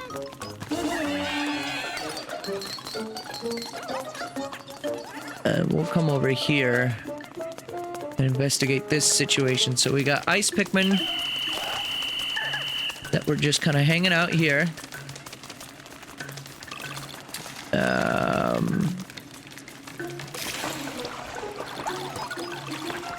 And then this lowers the iron fences. Okay, that's fine. Idlers need to come over here. That's not what I asked you to do. I want you guys to actually get back into this water.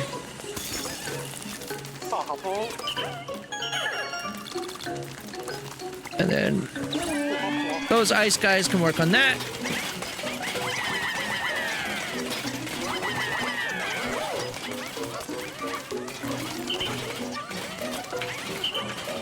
Wait for them to get out of the way of the ice Pikmin that are idling there. Stop locking onto that. No, you fuck.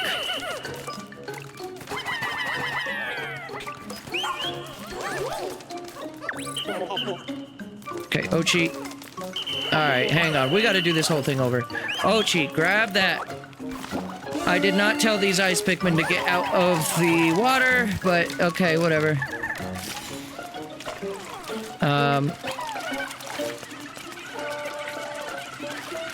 God damn it! Oh, that's a fucking reset. Why did they fucking... I didn't even call them! Oh my god. I had such good Dandori there. Unprecedented Dandori was had.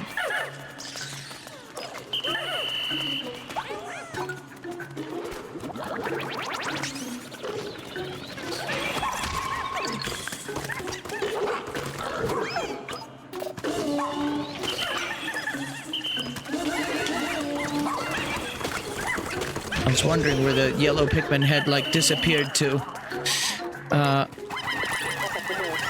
Okay. Shit. We need to get around. Jump up here. Fuck. Button malfunction. Button malfunction. Okay, we're restarting. I'm having too many button issues here. Classic Dandori issue.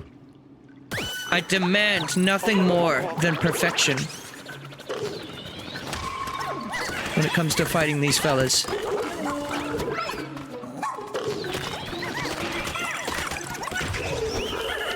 Okay. We'll carry that back in just a little bit, but first what I need to do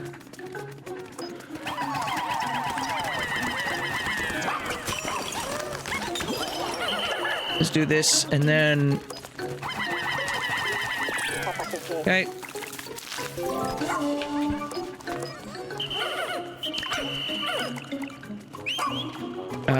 Alright, whatever, fine. I was gonna tell, Ochi to carry...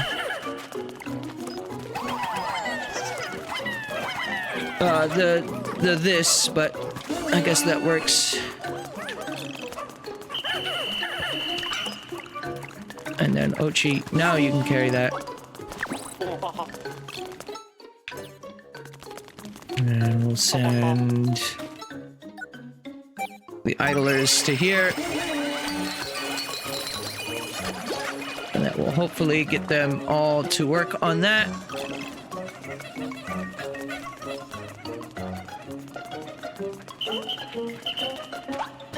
Then you can just single-handedly take care of this. And now we are more or less all good to go for that. So idlers can come here. And we just gotta wait for the ice to melt.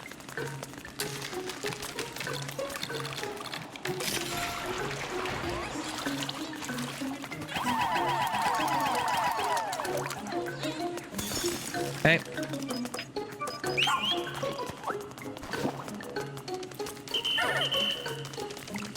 We'll send just 3 ice after that. That's fine for now. What I really need is... You can work on that potato, I suppose.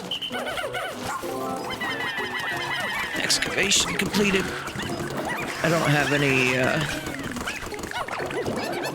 have any soup to throw at this guy. I could have used more ice Pikmin, I guess, for this, but...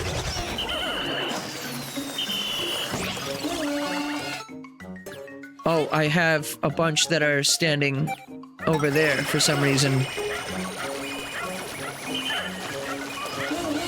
I thought I was, like, missing some Pikmin, but I didn't think that much. I didn't think too hard about it. I was like, nah, it'll be fine. I don't know how necessary the purples are gonna be here, considering Ochi can carry them. But sure, let's do that.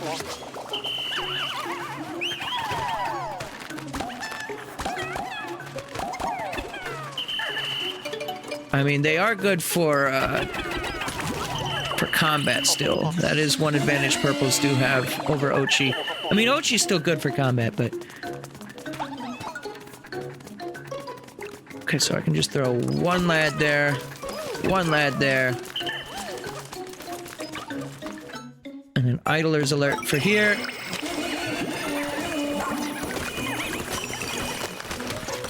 No, wait, don't let him die through being frozen. Wait a minute. Because that one guy died through being frozen. Wait, does he leave a corpse? I don't remember if the jellies leave a corpse or not. Yeah, I gotta be careful not to kill with ice. I almost forgot about that aspect. No, no ice. No ice. No ice. No ice. Oh my god.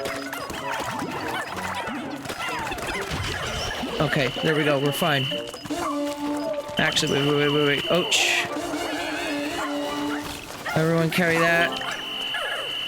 And then just Ochi needs to do that. We can send a purple there, purple there. And then... There's a couple of idling purples over that way. Oh, we can move the base over here, though.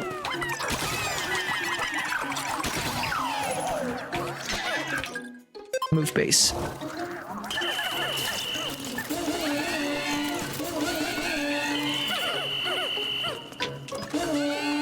Have you guys work on that.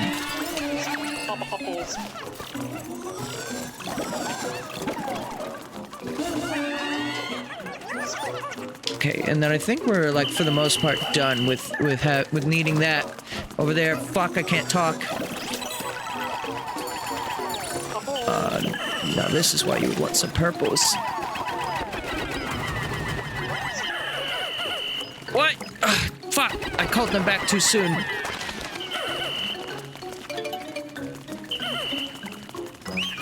Okay, Ochi can grab that.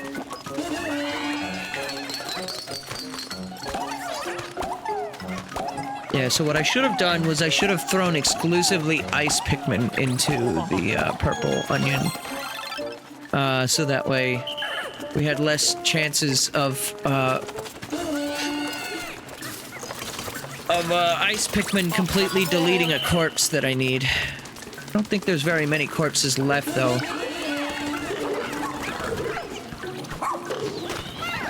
That I don't have.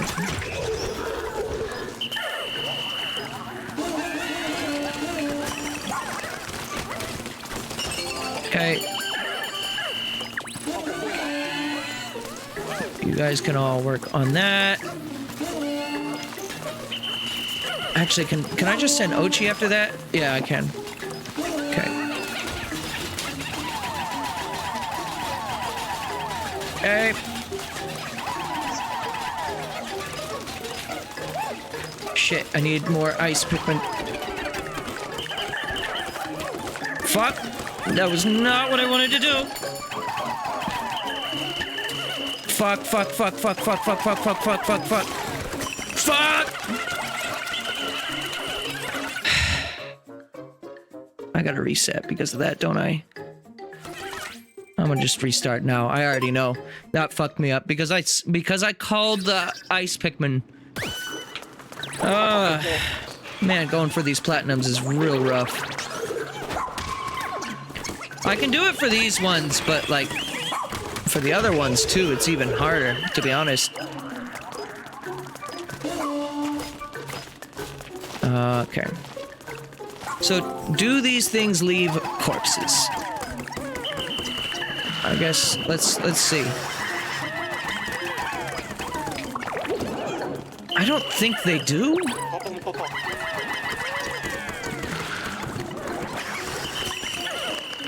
Well, if they did, I'm not getting to see that.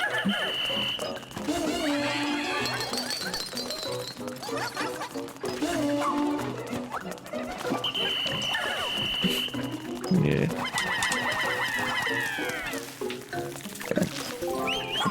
Wanted you to carry that. I really did. I wish I could, like... I wish I could see which things I need to, like, if those enemies do, in fact, leave corpses or not. Because I just straight up don't know if they do. Fuck. I'm gonna restart again, because I don't know if they do. And I don't want to waste my time getting all the way to the end and then learning, oh shit, they do leave corpses. And no one's in chat right now to, like, confirm or deny, so... And I could just look it up, but... Alright. Send the ice Pikmin to do that. And then we'll send... Unfortunately, Ochi can't really hit that guy. So Ochi isn't very helpful until I can get that pup drive up a little bit better.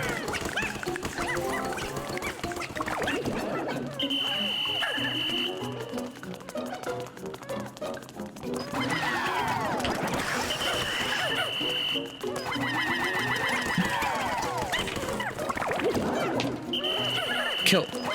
Hurry up. Yeah, this is a much slower way. If that doesn't leave a corpse, I'm resetting. Alright, no corpse. That answers that. So I can just kill with ice and then be done. Alright, that should be the last time I have to reset then. Otherwise, we should be all good to go. What is Pillsbury doing? And why did I switch between characters? Pillsbury was just like having a fucking existential breakdown just now. It's fine. It happens to the best of us.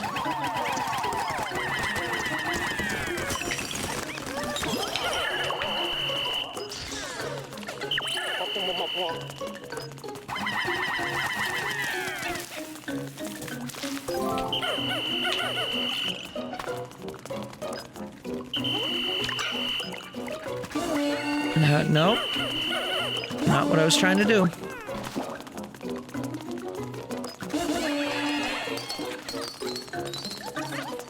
Okay. So we got that taken care of.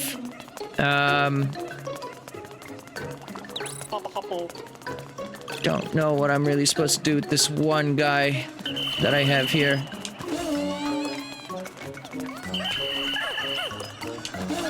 There. And now we can idlers alert.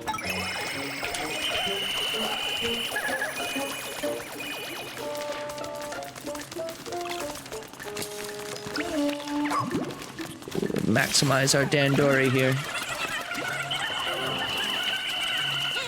I guess that works? No, stop! Fucking Christ! Buttons!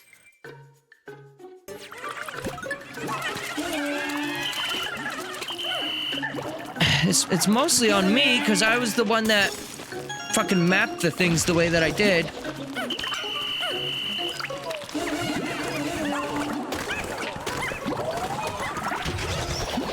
Okay, cool. Ochi, you carry that. You fellas carry that.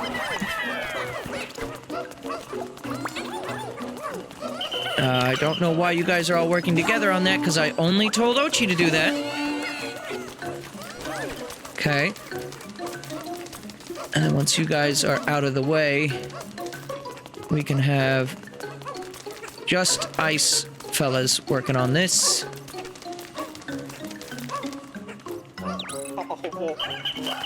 Okay, cool.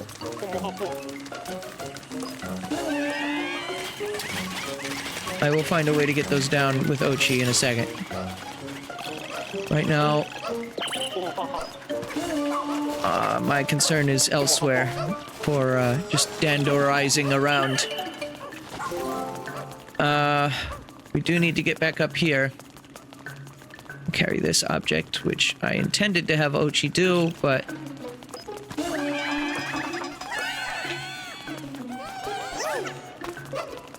I wish...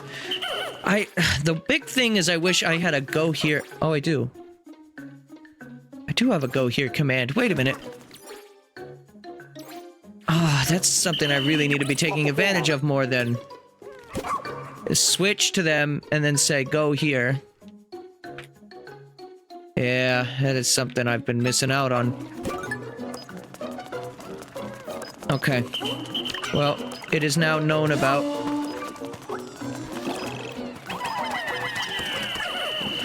Actually, hang on, let me get these, Don't have the ice follow me, because I don't want them to follow.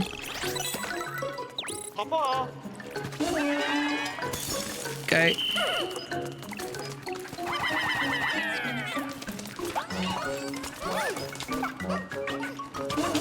Fuck.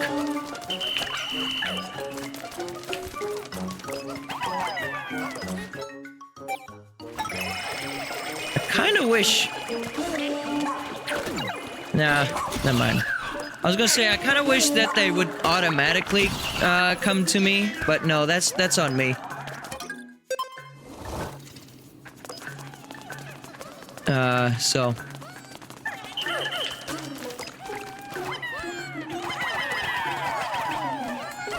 You guys are now working on that.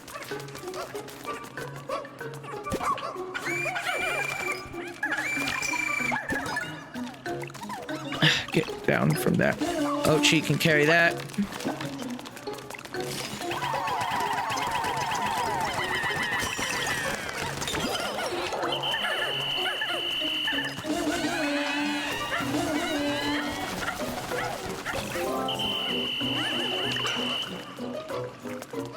I guess we're not getting that thing right now.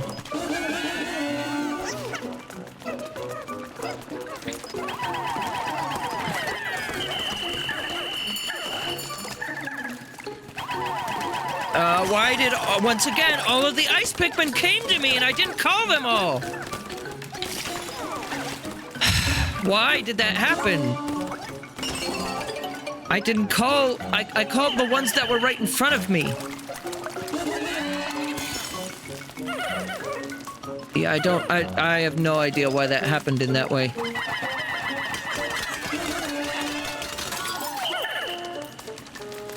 Alright, I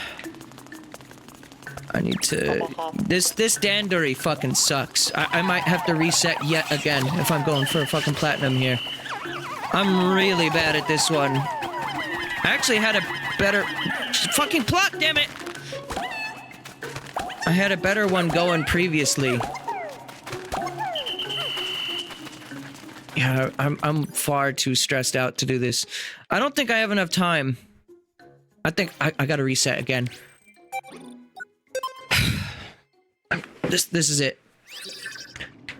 I like how I'm preemptively resetting now, like assuming that I've just done too shit of a job in order to succeed, without actually like testing the theory all the way through.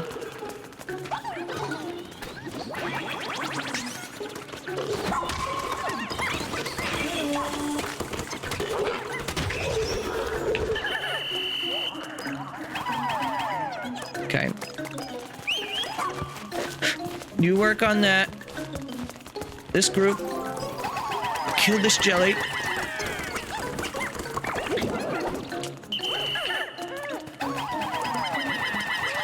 Nice fucking miss.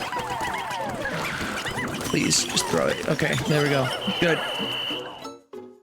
Idlers alert. Everyone get over here.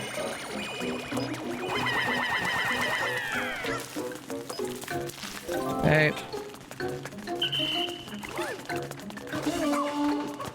You can go after that.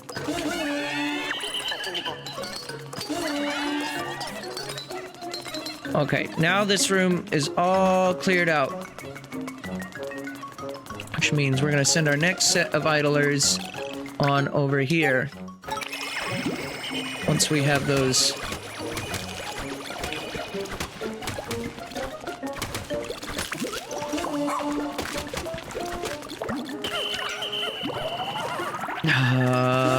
Didn't want that whole group to come over here, but you know what? Maybe that'll work out. No!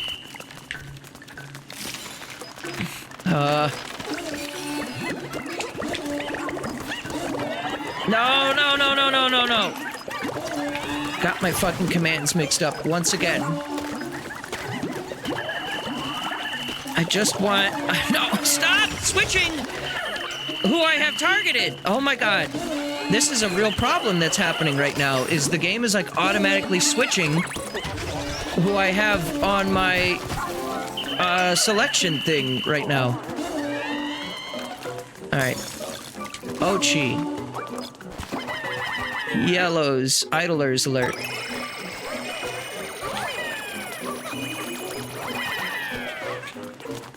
Okay. Pile of nuggets has been transported. Holy fuck. I need to get these things down. So that way Ochi will be able to carry them.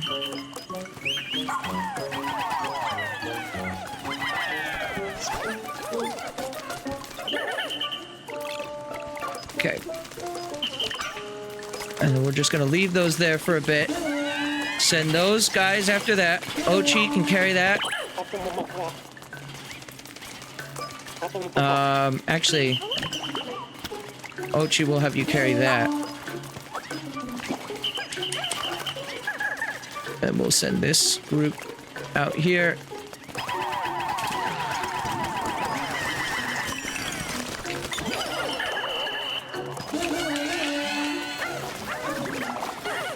Cool. Fuck, I can't get on that without Ochi. Shit. I have to wait for Ochi to get all the way around.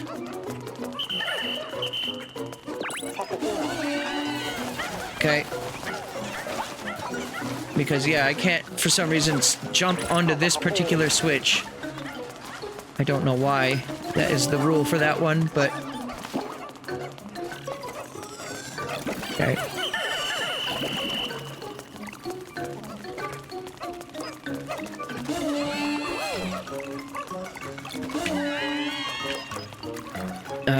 I said get in the water, please. There we go.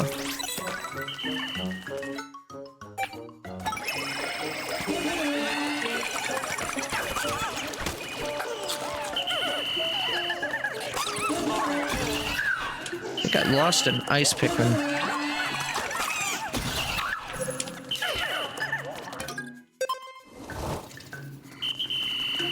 Okay, now we can use Ochi to carry these.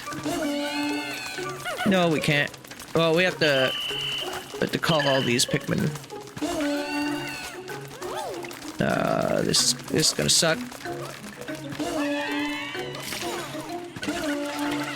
Come on! Fucking put the ice in the water! Thank you. And now it doesn't matter anymore. Fucking hell. Oh, I hate the way that the ice functions in this game and how it impedes you from carrying things. I've also fucked myself out of doing this efficiently because I forgot to get purples when I was in that one area.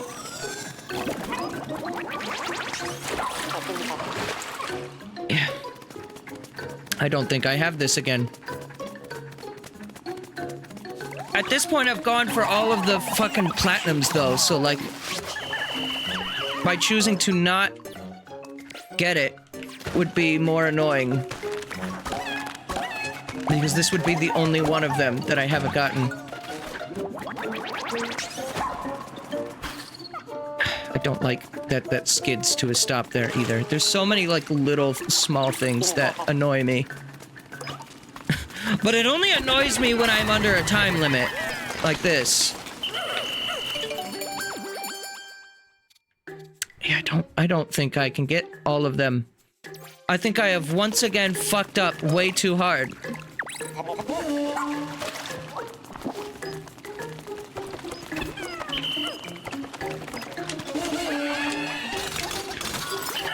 Okay.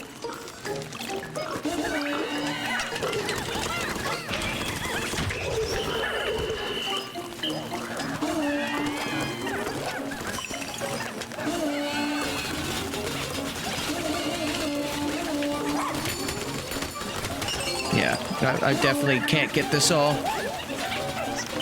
Which fucking sucks, because I feel like I have the right idea, I just have shit execution of it. I'm trying, okay, it's not working. I was trying to get on Ochi there. So that way I could, wow, it's such a fucking shit job. I'm so fucking annoyed. I want to be done with this so fucking badly. You know what? This is it. If I don't get platinum, I don't get platinum. I don't give a fuck anymore. It's actually starting to stress me out, like, a bit more than it should. Problem is, like, I'm having, like, controller fails as well, where I'm getting so, like, choked up that I'm doing the wrong commands. Like, that time was just supposed to be Ochi, and I ended up sending everyone. Small little things like that cost so much time.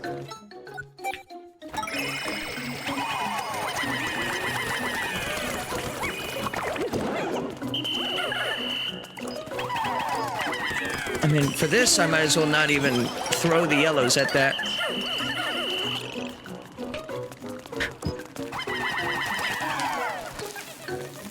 Hey.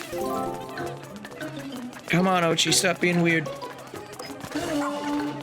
I know that's kind of your thing, but...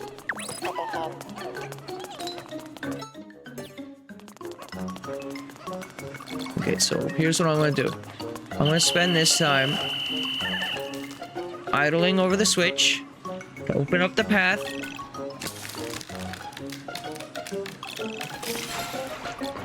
Okay, ice melted, switch has been pressed. Okay, and then idler's alert for whatever's left.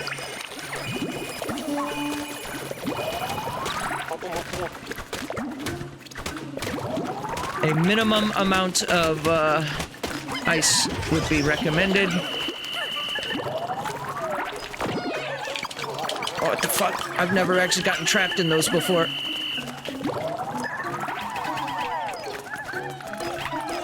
Sure, whatever. That works. No!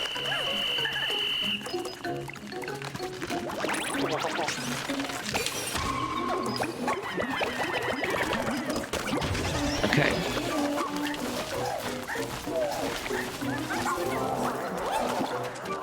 Cool. So now that's all done. What happened to the ice Pikmin that were just sitting here? When did I call them to my squad? I never did. Oh my god, fucking stop getting caught on this.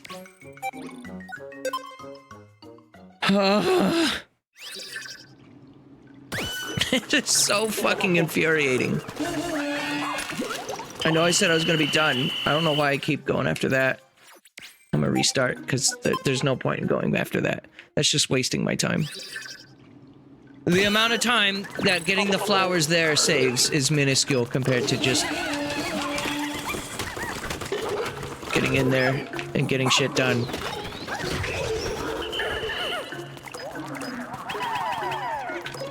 Actually, you know what? Here. We're gonna do this. We're gonna send the yellows after that.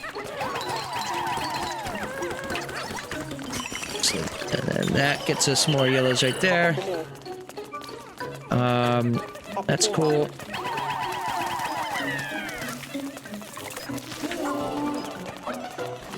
And this, we can just send those guys after that.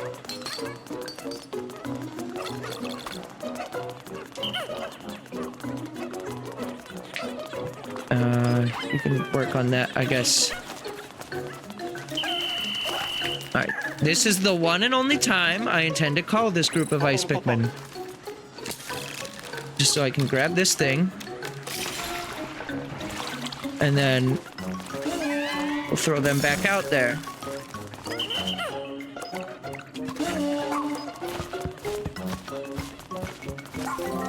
And me and this one yellow are gonna attack this guy. We'll do idler's alert. Get whatever left, whatever else may be left, which isn't a lot.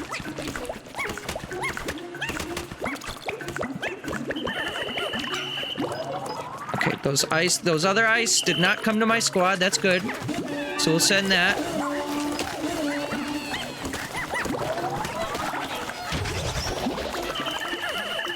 Once again, send the ice into that.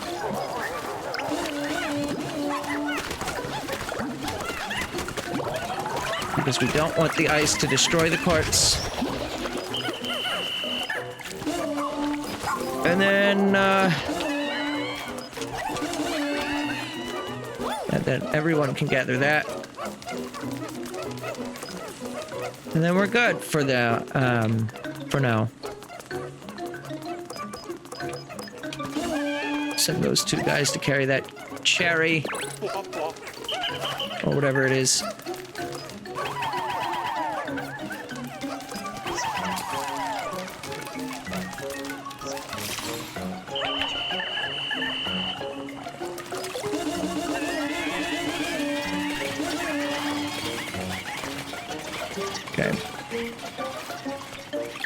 We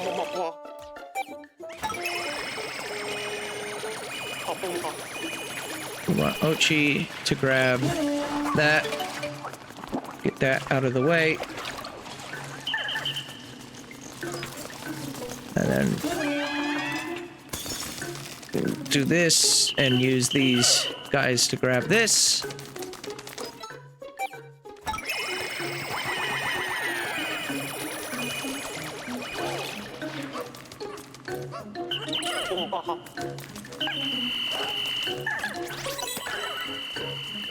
Okay. And now we use this to just fuck him up. Okay, and then these, while we're over here, get turned into purples. Okay.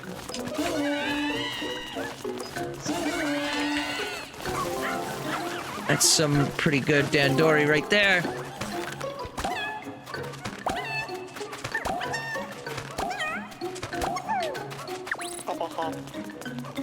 Okay. And then we can throw...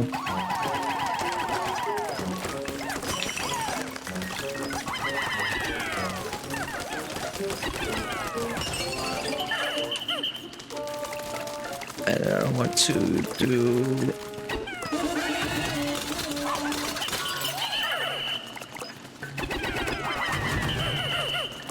why didn't that count? They were all up there.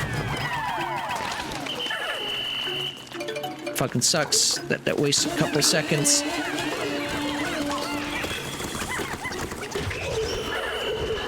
Okay.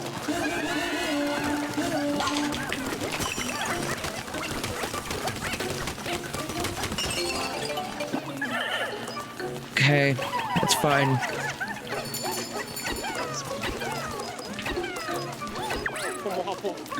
Cool, and then we use some of that stuff over there.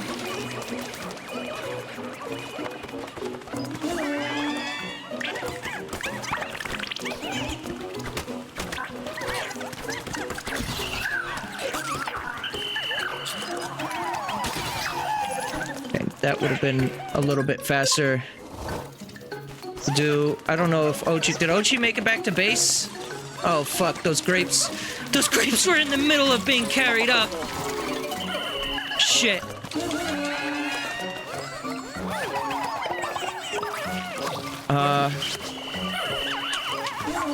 Okay, we're gonna do this very speedily.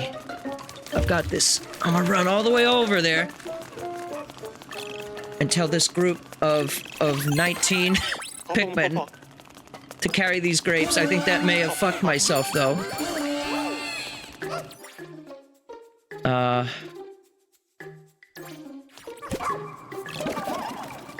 Okay.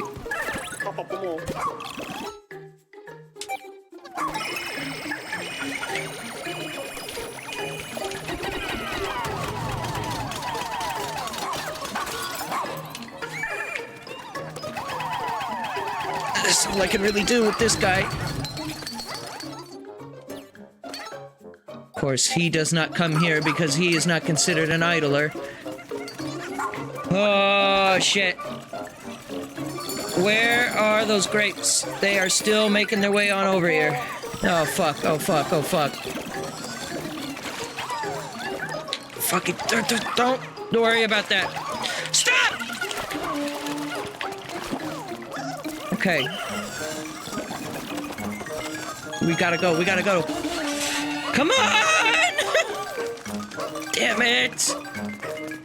Are you fucking kidding me?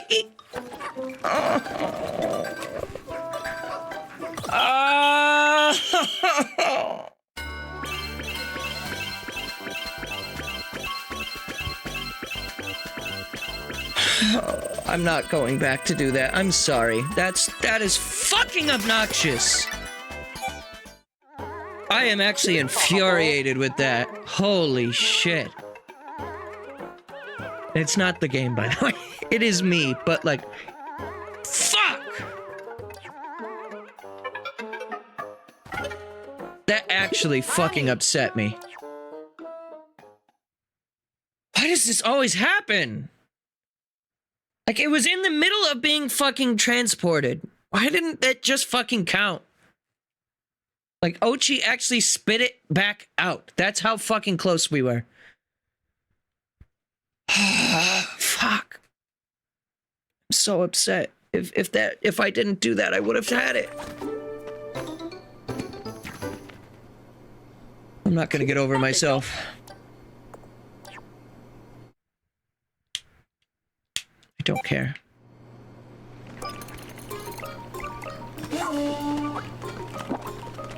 Alright, where else do I have to go? That's the last treasure over there. Not entirely sure how to get to it, but I'll figure that out. Oh, I'm so annoyed at those fucking grapes still.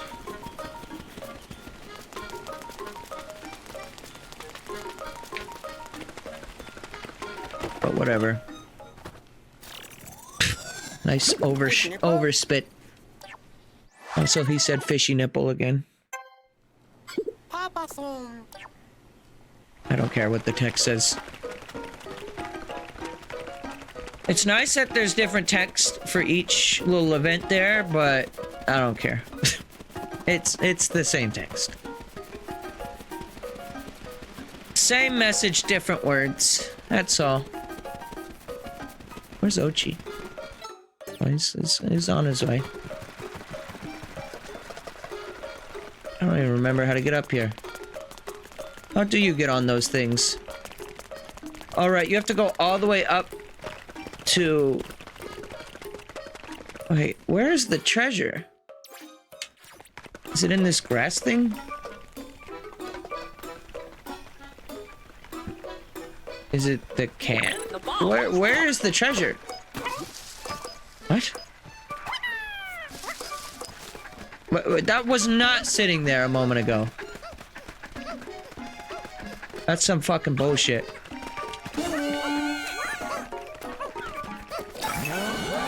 Speed them. Unfortunately, you can't put more than just 2 of them on there, but... How many of those soups do I have? 9? Still got a lot. And then I think this is the last thing that needs to be done here. Let's carry this one button, which I should have moved bases, but whatever.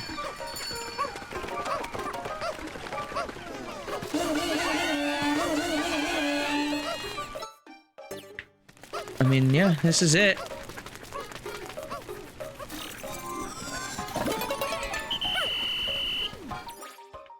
Only other thing to do is just like... I guess you could, grind out more Pikmin, but, I don't think I will. I think I will be ending the day. What? Why will I lose 3 Pikmin? Where are they? What are they doing over there?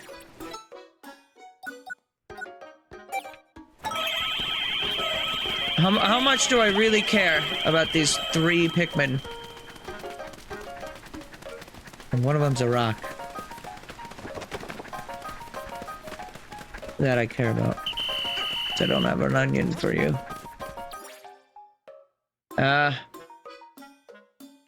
One of them just didn't give a fuck, though, about the command. Yeah, there's an ice Pikmin, I think, right here. What are you guys doing? Alright. Oh, I'm upset about those grapes.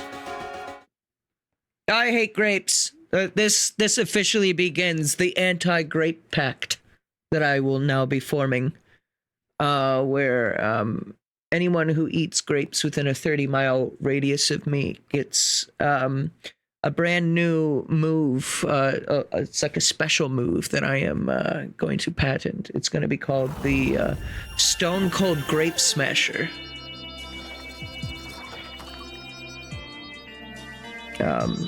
And the Stone Cold Grape Smasher, if it was said by an anime character, character would be pronounced like Stone Cold Great Smasher.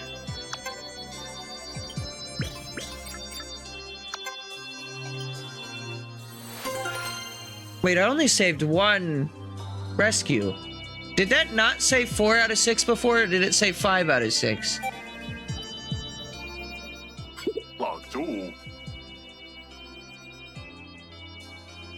Forgot about Olimar. Shepard, did I hear that you're a dog fanatic? I'm a dog lover too. I have a sweet little pup back at home called Bulby. Really? How lovely! Dogs are the best. What kind of stuff does Bulby like? Well, he's a dog, so anything. He especially loves Pikmin carrots. Watching him eat those is the cutest thing in the universe. I know exactly what you mean. Nothing makes me happier than watching my dog chowing down on something they love. Or when their eyes sparkle when it's time for their walkies. Or these new ginger nuts are warm and lighty. You know what we're talking about, right, Colin? Yeah. Yes, of course. I'll be talking about this all night. Mood.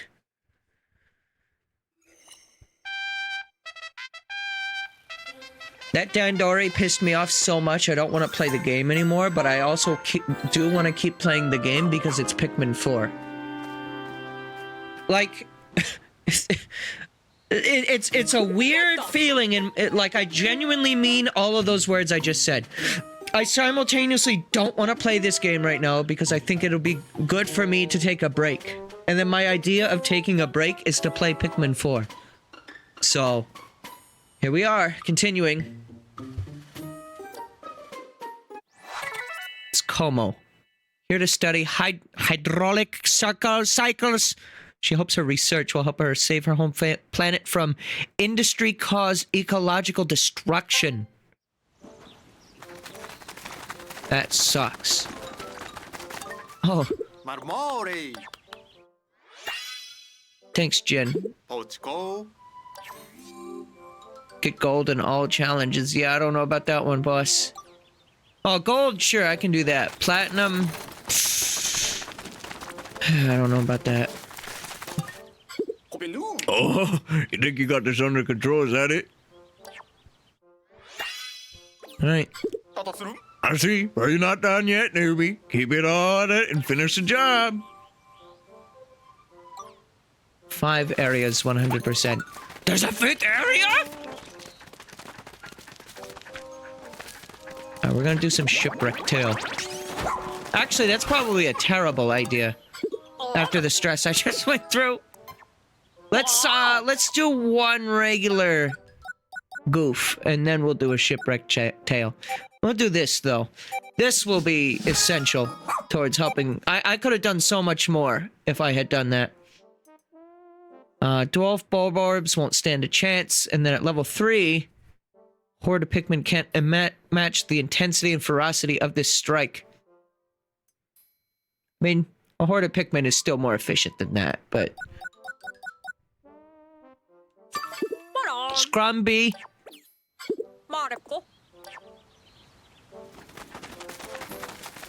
Scrumbly tumbly. And the humbly bumbly. Actually, no, I don't want to talk to you. You know what? I can't believe I'm saying this. You know what will be relaxing? Some reading. Let's do a little Olimar reading. I think if I pace out what I'm reading as Olimar, it'll be fine. So let's read about Shearfleas and the Fighty Joustmite, because I don't think I did actually go back and read this as Olimar. The sensory hairs growing on this creature's orange body segments can detect body temperatures, movement, and carbon dioxide levels.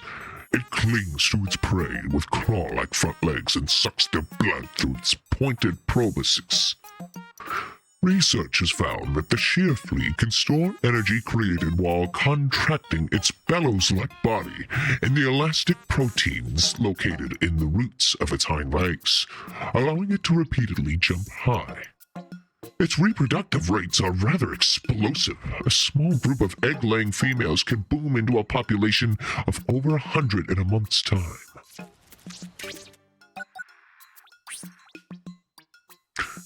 It's a close relative of the original burrow-knit species, but this variety of joust mite still has the use of its wings. Oddly, it still makes the habit below ground and employs the same tactic of lying in wait before emerging to strike. The helmet protecting its head is functionally as hard as steel due to waxy secretions in its pores that absorb and redirect any shots it sustains. Okay. Let's see. So we read about all these fellas. No, what are you doing? No, stop engaging. Even though he is cool. I think we have to read about these lads now. And what better to start with the Pikmin 3 enemy, the Scatterchuck. Hydro Cerderit Crystallosum. Its main offensive strategy is to launch the crystal it carries on its back. Otherwise, it's completely defenseless.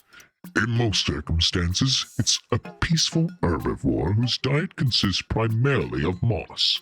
When in danger, however, it wastes no time defending its territory by breaking small rocks and hurling them at the threat. In order to ensure it has a steady supply of rocks with which to defend itself, it shares its habitat with the calcified crushblat larva, so it can make use of the shells they cast off. How does it support itself with those shitty legs? What the hell? The skeeter snake. Giridius calovomacula. Splitter spatter family. It skates on water at high speed thanks to tiny hairs on the tips of its feet. These hairs are coated in an ultra-hydrophobic substance to minimize friction against the water's surface. Its long proboscis functions as a straw. Oh my god, I can't talk! Its long proboscis functions as a straw to take in water, which is stored in a reservoir in its head, as well as to spout it as a weapon against small insects. While taking in water, it also takes in microscopic plankton, meaning that its prime means of defense is also a feeding mechanism.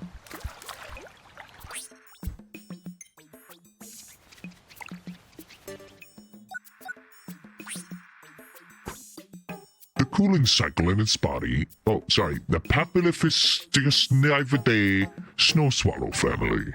The cooling cycle in its body uses ammonia as a refrigerant to chill the moisture it absorbs from the air until it reaches a supercooled state. By then, spraying it out of the several vents on its body, the snowflake fluttertail creates a delicate cocoon. Oh, I can't talk. Out of ice and... Oh, I think I'm having a stroke.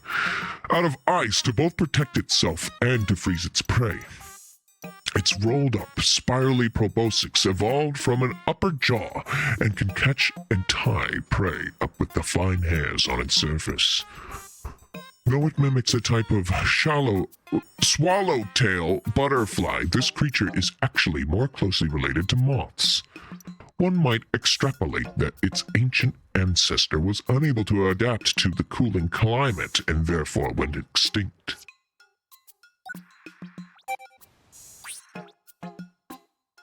Let's have a creeping show, why don't we? We'll gather hand-raised creeping and have a contest based on size, flower color, things like that. We're half animals, so maybe maybe a behavior category too? Of course, how would the judges ever choose a winner? Each specimen is so beautiful in its own way.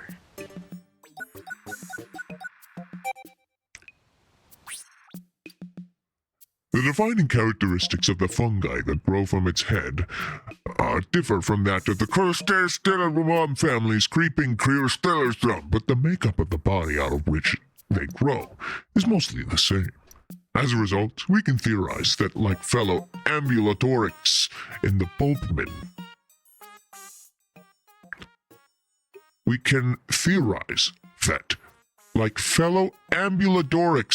the Bullman, this species is not an evolutionary variation, but that the body is a parasite that has nested inside of a group of mushrooms. Because the hosts are mushroom, the startle spore cannot photosynthesize.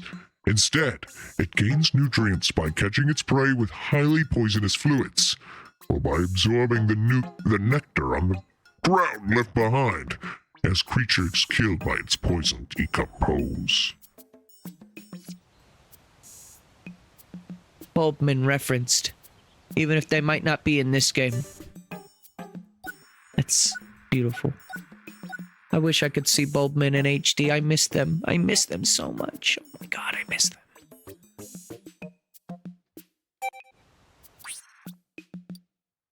Immediately after hatching, this species presents itself in a gilled tadpole-like form and grows its legs after about a week. This juvenile glidemander specimen is estimated to be about 1 month old due to the presence of an oar-like growth on its back, and the fact that it already has emerged under land. The living ore has substances similar to treasure within it, a peculiar scent, and has an affects both sensors and Pikmin. However, the lantern organ on its head is still undeveloped and can only emit a very faint electromagnetic wave. For this reason, juvenile glidemanders often hide out of sight to avoid Pikmin attacks. Adorable. Notice the ore-like growth on its back is a coagulated bodily fluid that includes a substance similar to sparklium, which can make our mechanical sensors go berserk. To use the technical term, this living ore emits a scent that lures the creature's prey. So, it's also important for their feeding process. The lantern-like organ atop its head emits electromagnetic waves that are known to affect Pikmin and onions, confusing them into thinking the glidemander is their leader, allowing it to withdraw Pikmin directly from the onion. However, it cannot go so far as to command them as a squad, so the Pikmin will often hide under cover and are able to avoid ingestion. That's interesting. So this thing can, like, tell the onions to disperse Pikmin so he can eat. It's like getting some Pikmin out of the pantry. Gonna eat y'all up. Yeah, there's a lot of fellas to read about still. So we're gonna read this row and then the next one. So we'll end with the scorch cake. Immediately after birth, this species' skin starts to harden, and before long it will reach the same impenetrable toughness as that of an adult. Adult snoot whackers dexterously use their trunks to grab food from high tree branches, but juveniles consume fruits and nuts that have fallen to the ground, as well as other types of terrestrial flora. This specimen's leg and torso muscles are underdeveloped compared to those in their nose, so they lack the strength to maintain their posture and easily lose their balance. This one is just an egg. I love eggs. A type of primitive organism called a protochordate. In its juvenile state, it has a skeleton-like structure called a noctochord. It flaps its fine tail to move and lives within other creatures' eggs as it grows. As its body develops, it starts to exhibit mollusk-like qualities, but its highly exposed external stomach can directly digest prey on contact and can also be used for locomotion.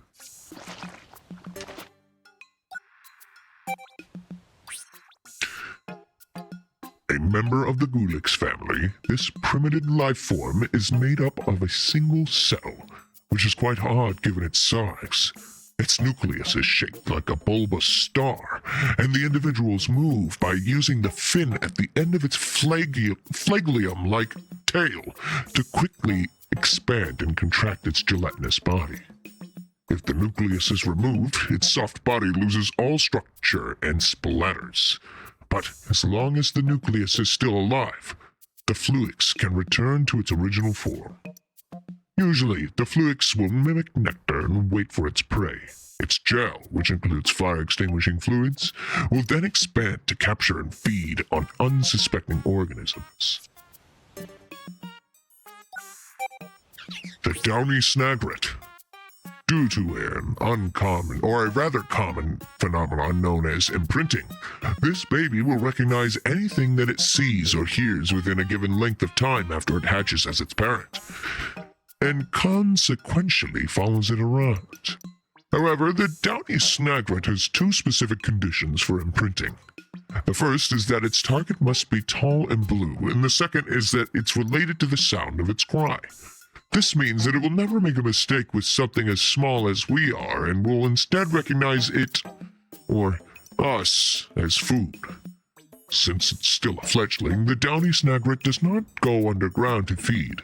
Instead, it stays on the surface where there is plenty of food. It looks harmless enough, but beware. Its parents may be hiding nearby until the baby is old enough to fend for itself.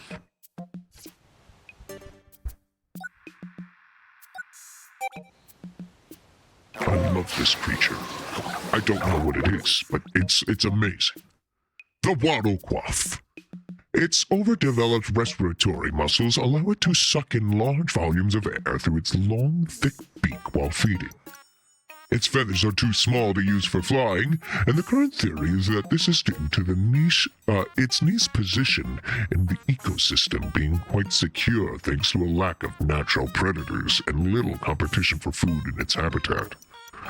However, with the expansion of Pikmin territory, recently its numbers have been gradually declining. And you know what? I'll read all of the 3 cake types, and then we'll be done. In a way, it looks like a kind of tasty treat. Oh, that's not my... God damn it, I always get that confused. Related to the bivalves, it uses its internal muscles to dexterously manipulate its upper and lower shells. This ability allows it to squash eggs and small ambuladorices like Pikmin, thus returning nectar to the ground. It then feeds off the microorganisms and moss that benefits from the nectar. To further facilitate the growth of its food, the scorch cake will secrete oils from its body through its shell and onto the ground. It then sets that area on fire, perhaps as a way to improve soil fertility. Shock cake. This species has muscular organs that can create electricity by using ion gradients within densely layered rows of electricity-generating cells, which are arranged in an asymmetrical series. It uses its plug-like protrusions to instantly shock its prey, and then squashes it. The squashed prey acts as a fertilizer, improving the quality of the soil so that the microorganisms and moss that the shock cake feeds on can thrive. And last but not least, the freeze cake. By emitting frigid air from one side of its shell, it can freeze and squash any prey that approaches too closely.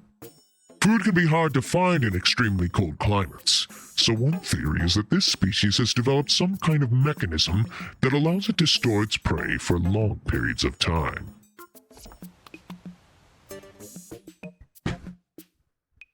Okay, that's a lot of good reading. Still have a bit of stuff left. We got the moldy board. There's still plenty. And you know what? Olimar never had entries for Pikmin before as well. So that'll be interesting. I want to hear what he says about 2 things though before we're done actually. I want to hear about the Smoky Prog and moss. Start with moss. As far as I can tell, Moss has been a leafling pup since birth, and some of her DNA resembles that of the Pikmin.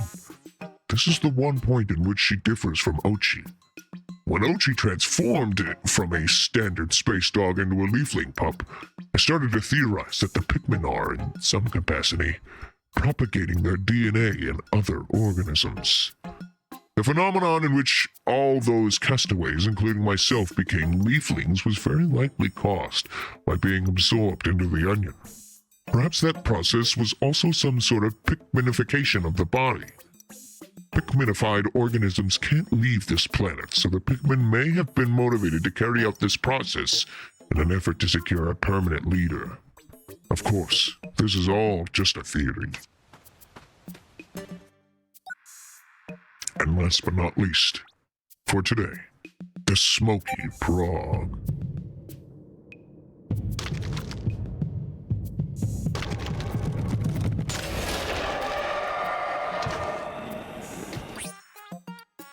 The Smoky Prog's body is constantly deteriorating, so collecting a living sample has proven difficult, and research into the species has progressed at a glacial rate. However, by examining the genes adhered to the Smoky Prog's eggs, it has been confirmed that they are in fact Mamuta eggs. This discovery allows for the possibility that Mamuta do not develop properly and hatch, or the possibility that Mamuta that do not develop properly and hatch to become Smoky Progs. If, hypothetically, a Mamuta were to remain above ground at night and absorb glow sap, that might impact the nutrient levels within its egg's yolk. That change could lead to the embryo's inviability to break down its enzymes. And maybe.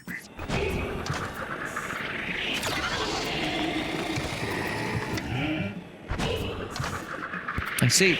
So this is how Olimar confirms that they are in fact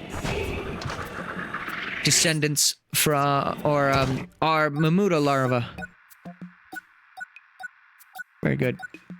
All right, yeah, there's still quite a bit left to read. To the bell. To the bell. Let's read the treasure catalog so that way we're all caught up to date there. Timare. And then I'll do some Olimar. Shouldn't be too much, like one or two things.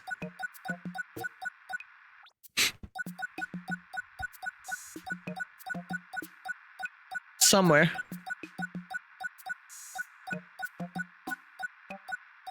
Here we go. The courage emblem. This symbol looks like a container of some sort. Perhaps one that contains life itself?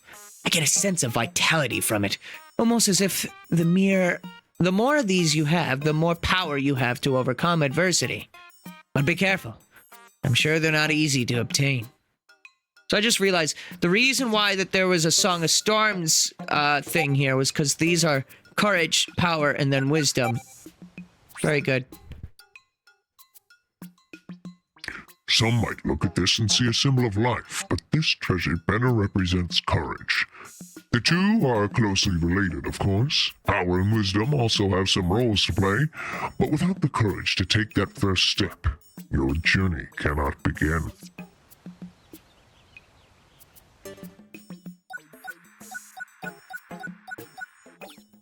Alright. Bump it. Bump it! Wait, was that... Come on. Was that the only one? I guess, yeah, because the button was... I thought we got a new fruit or something, though, as well. Let me just scroll through here all real quick. No, I guess that was the only new treasure that I got. Oh, it was this thing. Here we go. Persistence machine. What a device! Push it over, knock it down, kick it aside, and it always bounces back. How it manages to do so remains a mystery, but if you're ever feeling discouraged, give this machine a shove and rejoice in its return to being upright. May it inspire you to do the same. Wait, is that it then? That might have been it. Yeah, okay. Tingray. Alright, yeah, let's do a little bit of Olimar, just like a couple of days of Shipwreck Tale. And then, yeah, more of this will be in a couple of days. No. I'm shocked that Louis came to this planet too. Whoa. I like me, Louis works for Hoggetite Fright. If he came to this planet looking for me, I don't understand why he'd run away. I know you're busy, but do you want to keep talking? Actually, I have another dog back on my home planet. His name is Bulby, and he's probably the friendliest dog ever. I'd like to think he and Uchi would be good friends. If you think I can be of any help, please don't be shy. I feel terrible that I've left the search for Moss solely in your hands. I'm an adventurer at heart, and honestly I wish I could join you in your search. But the doctor's orders were quite strict. Rest, rest, and more rest. But if you think I can be of any help, then don't be shy. Oh, right. It feels like it was yesterday. 13 days left. That's cool. You can even rewind time. 2 deaths, 0 deaths. Probably could have had better Dandori on day 14, but I did use it to primarily expand my numbers. So I'm gonna... I don't have... Oh, there is a Mamuda here, interestingly. I'm going to go to Blossoming Arcadia, just because I don't know if there's onions or, like... Because eventually he's gonna find moss, right? So, I don't know if that is... if moss is in Arcadia or where, but, yeah, we're gonna go to the new area. We'll go back to 100% that area. Maybe once I have more Pikmin types or something. I can probably 100% it now, but, I don't know. Let's just do it this way and see how we do.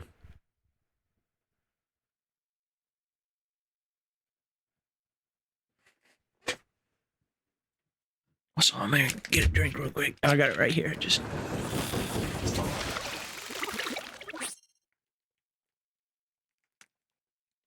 Sorry. Just getting a drink real bit. Alright, Olive March. I've just discovered the most beautiful area. There's something magical about these pink petals falling from the sky. I shall call this place Blossoming Arcadia. Silly me. This is no time to get all sentimental. I have to keep looking for those ship pods. Just had to turn off the thing. Okay, so we spawned down at this one. Okay. See, yeah, this sounds like some goddamn Pikmin music right here.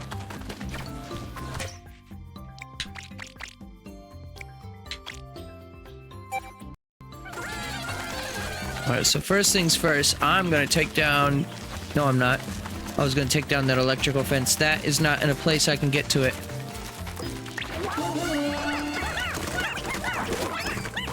Oh, that worked.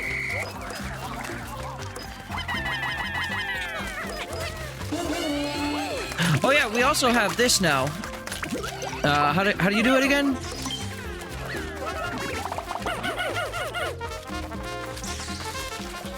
There it is. Fuck yeah. The lineup. I fucking love me some lineup.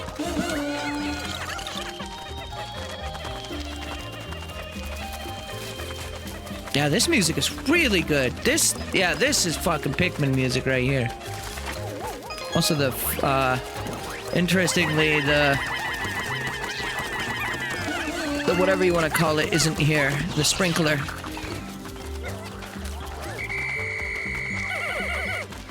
Alright, I want to do something here. So I can't quite make it to that yet. Just divide some numbers here a little bit. Just have a little bit more reds on the field. I don't need to carry that. I think our numbers are fine for now in the onion. As said,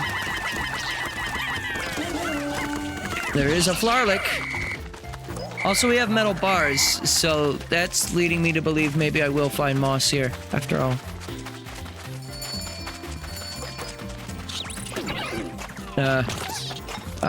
That sucks. That just happened like that.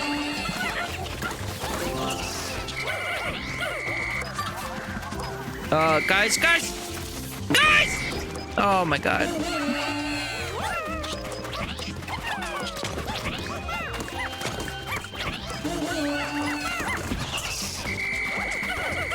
Okay, let's just go on ahead. Sprinkler is down there now. There we go. Do I have the survey drone. Okay, so I can do this at least. It's probably not a bad idea to get a good idea of what we got. So we've got ship part over there, which I'll need to either build. I don't see the valve construction point. Interestingly, this over here needs to be done. It's a ship spawn. Hi there. What are you doing just walking around? Okay. Ship part in there. Yellow onion. There's a second one over here. Is there a blue onion here? Doesn't actually seem like there is one. I might have to wait once again until I get all the way to the ocean area to get blue onion, just like the main game. I wonder if Olimar will get... Oh, there's Moss. Okay, so Moss is up there. I was gonna say, I wonder if Olimar will get... Nope, I forgot what I was gonna say. Never mind. Oh, I was gonna say, I wonder if Olimar will get other types of Pikmin that weren't in Pikmin 1. Olimar is already almost dead. Olimar is dead. Alright, so we got a thing over here. Let's go ahead and just open up this passage. Is there anything else for me to burn? There was one up here, yeah. Flarlick has been collected.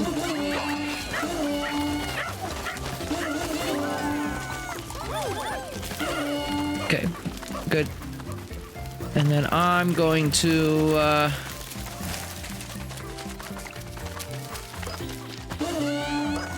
tell you guys to carry that. We're gonna pull out some more reds.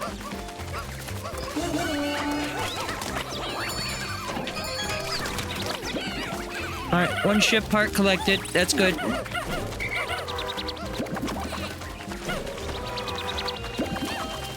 Alright, and then we got a few more bits of life over there. So we'll begin working on this then, I suppose. Which I probably could have done a little sooner. Now I think about it. Is there anything else for me? What are some other reasons for me to continue carrying around the little flaming pine cones? There's one over there. There's another Flarlick out this way. It's a very specific route I have to take to get to it. It would be... Oh, there's Blue Onion. Blue Onion is here. Okay. Okay, so Blue Onion can be obtained. Flarlick is a bit of a trek, but is even obtainable right now, I think, as long as I can carry the burn things in the right direction. Is this water? Or is that... What is this? Well, it is water, but is it, like, deep enough water to hurt? I can go around the edge, I guess. Regardless, I will still carry this.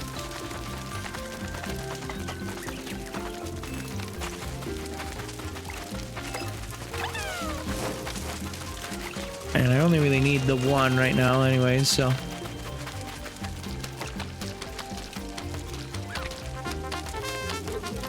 Yeah, you guys stay over that way.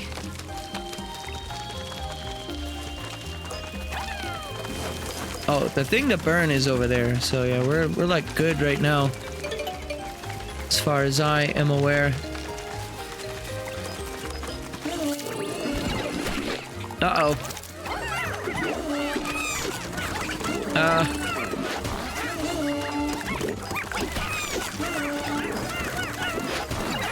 Uh-oh. Oh, I had a revive, thankfully. Emergency kit saved his life. Holy shit. Yeah, that was kind of scary. Do I have a... Here's another question. Is there... The third base is over here, so I should activate that before these Pikmin get too far away. Right.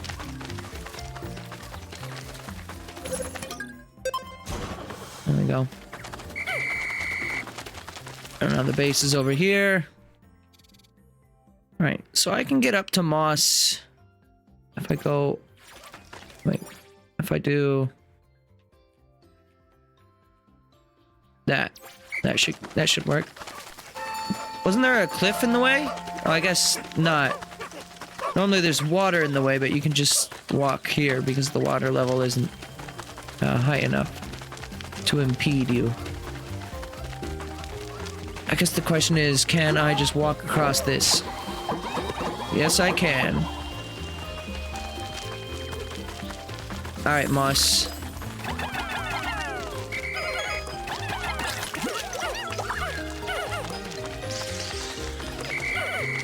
What's up? What the dog doing? Oh, what is this creature? Doesn't look like it's going to attack. Something the matter with it? Perhaps it's hungry. There may be something in my pack that I could use to feed it. Just as we saw in the intro, Scrumby Bone! Oh my god, it has such a deep voice. Oh, it looks like you thought that was yummy. I'm glad to see you've perked up. Oh, you're licking my glass! That hurts! Huh? This creature reminds me of a dog. It seems to be quite taken with me. And I'm taken with that fascinating green fur. I think I'll name you Moss. Moss obtained. Yo.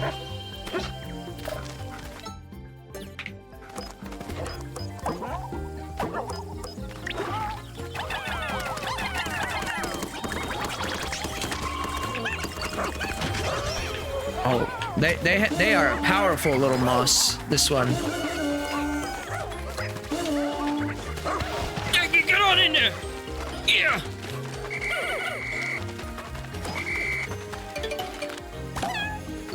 We have 11 sexies. Where are they at? Where are these sexy boys at? Oh, those are just the fellas that are carrying things, I think.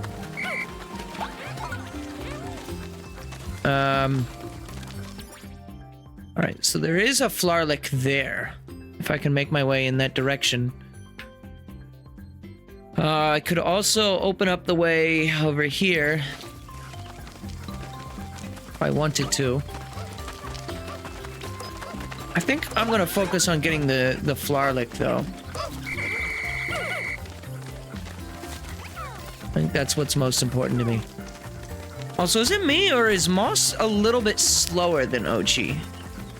Maybe it's just like Moss's size, because Moss is like generally larger than Ochi. Maybe they're the exact same like general speed, but you know, they just look larger, so it feels slower by that extension. Take one of these with me, though. I don't know if I really need it or not.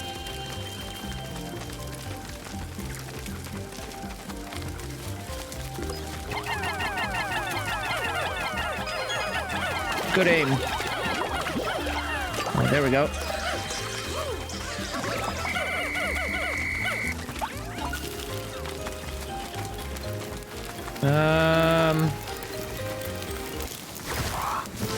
Yeah, I was gonna say this area, this side of the map seems a bit too quiet for me.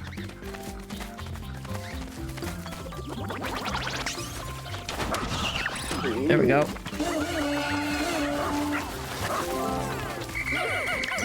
Can Moss do the thing? No. Also, Moss is base Ochi strength, so not too powerful. Okay. Do I have bombs? I have 4 bombs, yeah.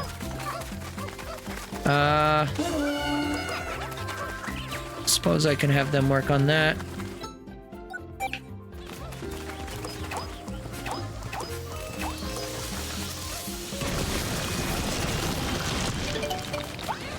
Cool.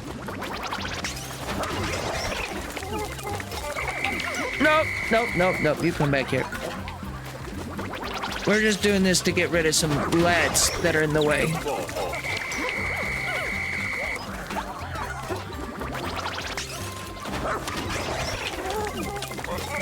I'm sorry to do that to you, Moss, but it's like the quickest solution I have. That's not really gonna be all that efficient, so we can do... How much does this cost to carry? Is it 5? 15. Okay, that's a lot more.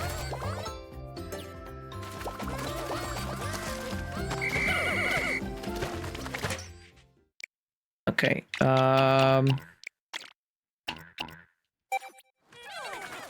we're almost running out of time.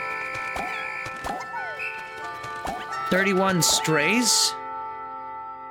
They're mostly just working on this ramp, or they were working on it, but now they're fine.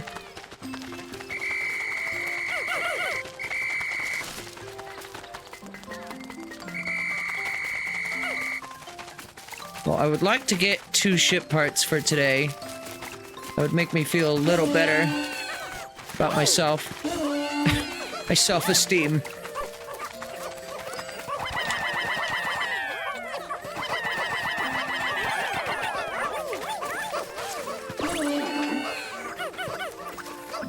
Okay, Moss is back.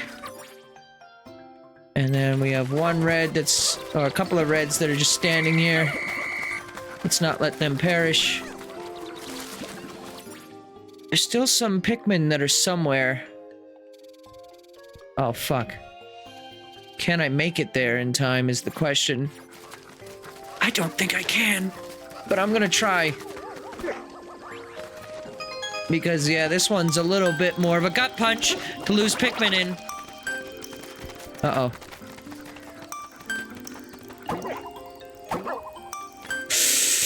Ooh, I think we're good.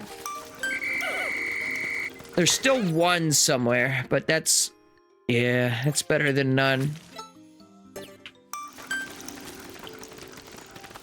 Or, well, it's better than all the ones that we were going to lose. I mean to say. None. It was a little bit more than none. Wishful thinking there. Alright.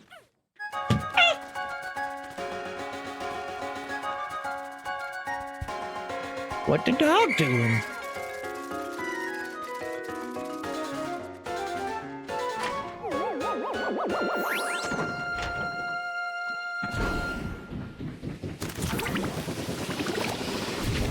Look how Moss gets in the ship with me. It's good. Oh no. Skewered through the heart! No, that's fine. One is better than all the other ones. Extraordinary bolt, repair type bolt, omega stabilizer. Thought that the omega stabilizer was like some kind of cookie. Buff. That's a good that's a good icon. Homesick signal. There we go. Lightning shock, emergency kits. Well, that's good. Super buff is good to have. Today I made a new friend, Moss. I've never encountered this strange breed of dog, but we quickly bonded. At this very moment, she's asleep by my side. It's comforting to have Moss and my Pikmin with me. With their help, my search for the ship parts is sure to go well.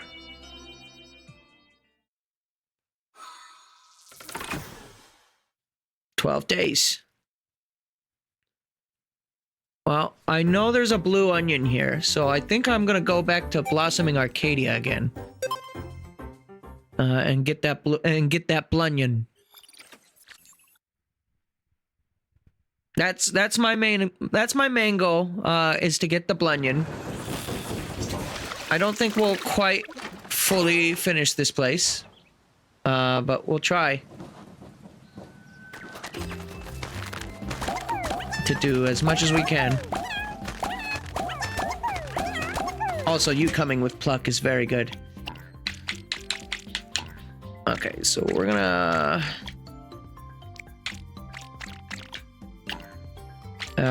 start with, for some reason I can't have 0 Pikmin with me. We're gonna do 30 and 30. Why not? Just right down the middle. And then the blunion was up here, so it might actually be better for me to carry, because there was a lot of electric gate to be done up there. So I'm gonna grab one of these. I see that crawdad walking around, whatever they're called, long legs. I don't think I've fought just a standard one of those in the base game yet, which is kind of weird. It's not the hairy long legs. It's not groovy long legs, it's just long legs. Huge legs. No moss beyond this point. Unfortunately.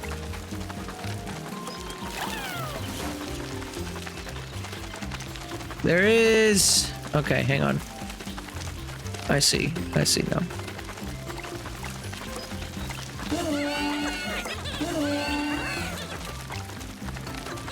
And then if I'm fast enough,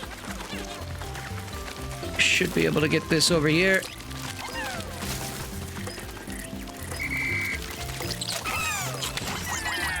Cool. And then we have a blue onion right here.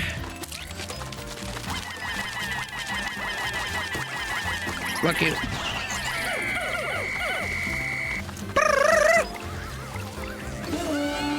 Put all 37 of those fellas on that.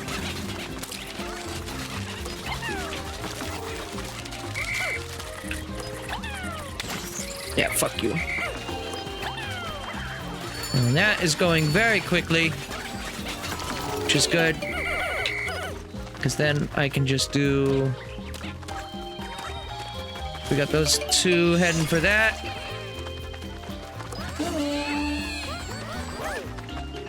Yeah, you guys are gonna route this way, which is good, because then I can come down here and move the base and have that immediately ready for you. So that's perfect. Can I tell Moss to come here now? Come here. Find your way to me, Moss. I don't think I really need to move the flames over this way anymore, though, thankfully. So I'm not even gonna bother with this guy.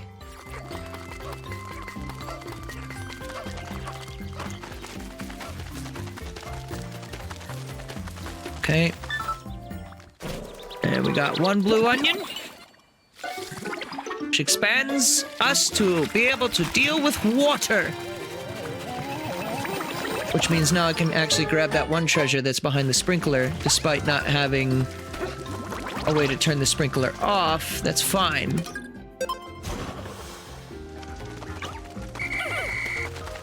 Alright, so I need... Do I have a blue? Like, did the game give me one automatically? It did. Shit, but it's... The blue is at the other base. Fuck. It did not follow me here, unfortunately. Alright, so here's what I'm gonna do.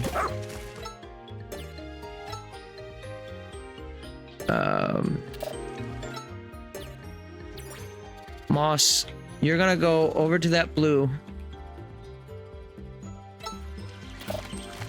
Or actually, I guess I'll tell Olimar to do it.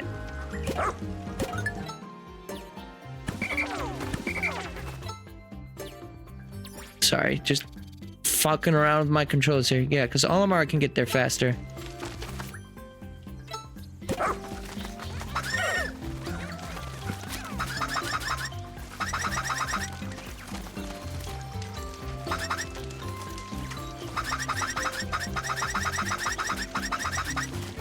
Very good.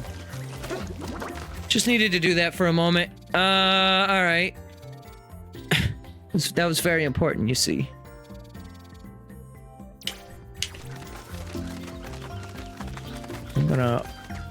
I'm gonna get this base available over here. Okay. Good.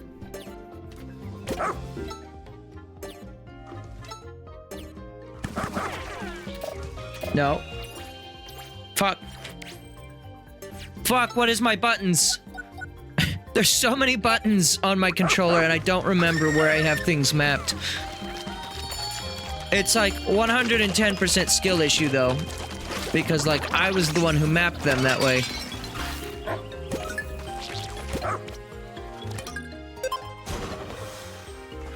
Okay. That's now been moved. We need big leg in order to deal with that.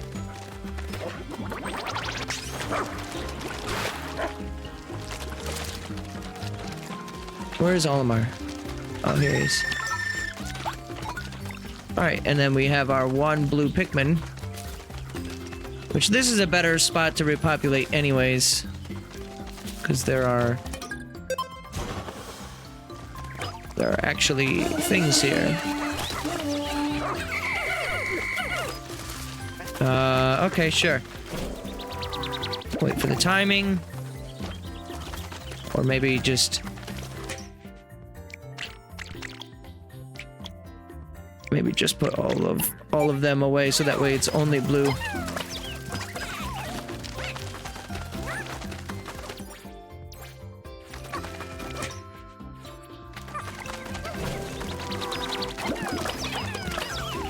It does mean we have to pluck, but it also means we don't have to wait on the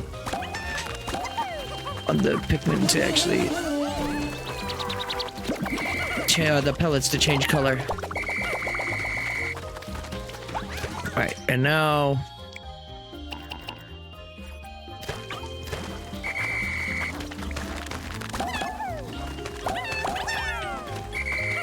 okay, so now we have 9.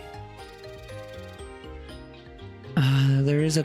I could kill some things. There's a lot of corpses over there. If I wanted to go that route. I need 15. I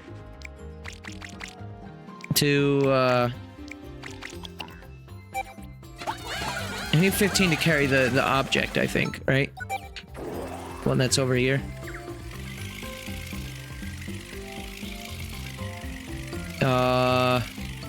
Oh no, I only need 5. Never mind. I can get that now then.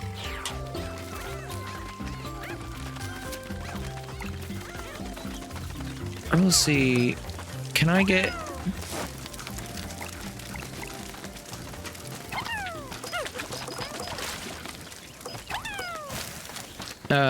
Okay. That didn't quite work out the way I was hoping it would. Alright. This one I needed 15 for it.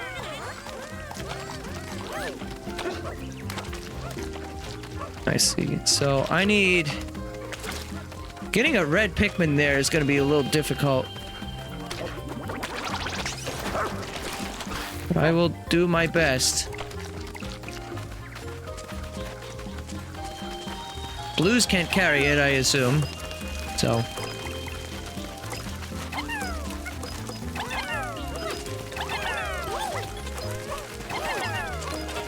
I'll just let them carry that so that way they can get more of that. Okay. Re-up your flame and let's get on with going on this way. Ship expansion. Now we can get to a new area, I think. Right? Okay, after all these repairs, the engine output should allow us to go even further. I'm starting to see the faintest glimmer of hope. Yeah, we gotta go fast for this to get this all the way over here. We should be okay as long as I hit up this first. No, we're good.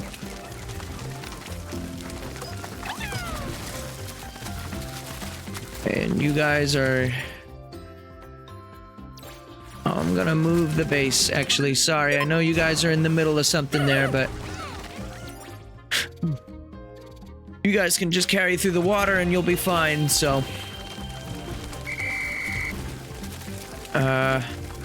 as for the rest of us, I think I'm gonna go mostly all in on reds.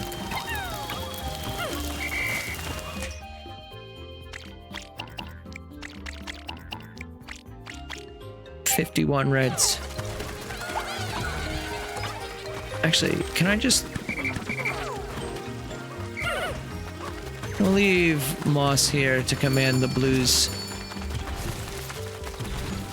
Once they're all... Oh, wait, I actually need Moss. Never mind. I mean, I guess I can get the... I don't need the onion.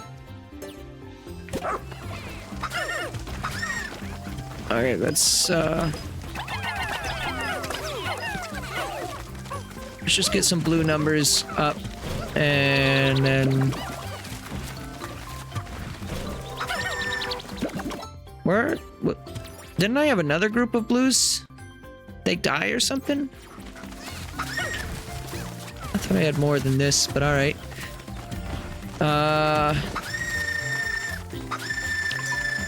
Well, you know what? I'm actually gonna need yellows for this thing. Now I think about it. Because it's a long legs. What am I thinking trying to do? We'll do 30 and 30. Actually, we'll do 20 and 40. Alright, let's go. We're gonna take out this long legs before we run out of time. There's a ship part on the other side of it. I might not actually need to take it out.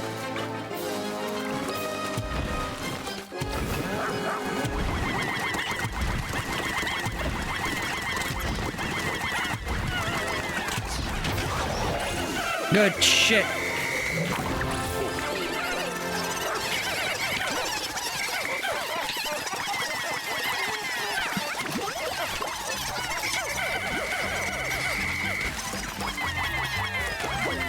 Oh, we got that. We got that. That's fine. Ship part over here. Where is... Okay, you fell. Fell off. L plus ratio.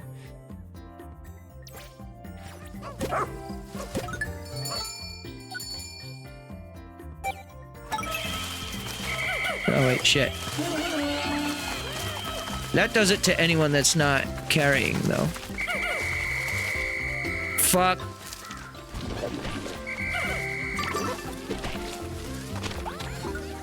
Shit. Okay, that was a bad idea doing the homesick signal. I was trying to get them to just, like, have all the scattered Pikmin, you know, do their thing, but, that ended up happening instead, so very good, Gabe.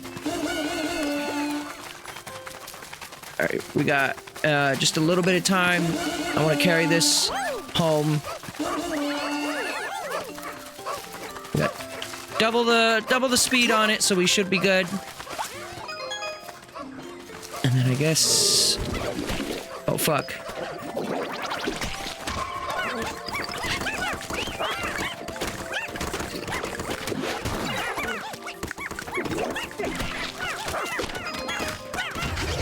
There we go. 41 sexies? Or, well, they're not in danger. They're just stray at the base.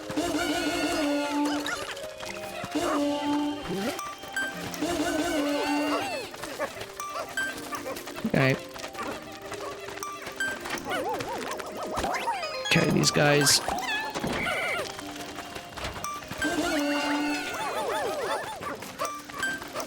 There we go. Oh, I should have given that to blues. I just realized that, like, the last second too late. Alright, so there's still a couple of things. There's a ship part. I think I damn near did the exact same thing I did when I played this area at base game. There's like 1 or 2 ship parts left. What am I looking at? Is that out of bounds? Okay, over here. So there's an onion there. I don't really need the onion per se. I don't actually see anything up there, nor do I see a way to even get up there, so... Same with this area over here. There's no mushrooms to hop across. I actually think the only ship part left here is... Yeah, there's like 1! And it's the one over by the sprinkler. Damn it. Well, there's some... yeah, this is the only one left. That sucks. I mean, there's raw materials I can get, so it's not all lost.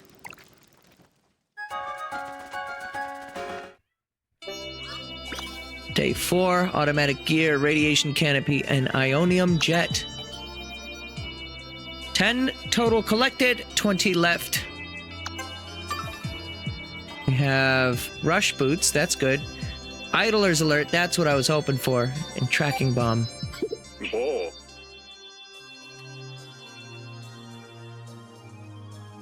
Excellent news. The repairs made to the SS Dolphin have made it possible to fly to more distant areas. As a result, my search radius has also expanded quite a bit. For now, I need to go about this search strategically.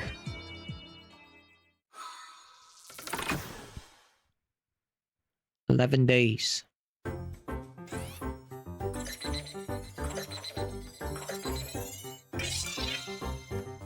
Alright. Serene Shores is now available. Oh, I guess 100%ing an area is also determined on onions as well. Got all the onions here, so actually that did confirm that there was no more, there was no opportunity for a blue onion here. Might not have needed it, but we're good. It's probably better for me to go to Serene Shores, because that would let me get more Flarlic. So, even though I can technically finish Blossoming Arcadia, Serene Shores is probably a better idea right now. I'll do just this last one, and then we're gonna wrap.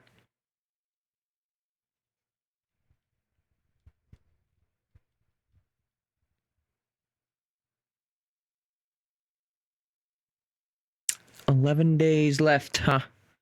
Well, I managed to collect 10 parts in 4 days. So that's not too bad. Keep up that pace, and then, yeah, I'll be great. But I'm imagining, yeah, the house is probably going to be inaccessible until I have 29 parts. I seem to have stumbled across this planet's sea, or one of them. But where are the waves? It's so peaceful. We'll call this place Serene Shores. This dog is fucking zooted, holy shit. It'll take a while to explore this area with all this water, and I'll need a proper strategy to find all my ship parts. Alright, let's see what we got going on here. good fucking music happening right here. What in Christ almighty is this creature? That's a new one. That's not a Moai statue either.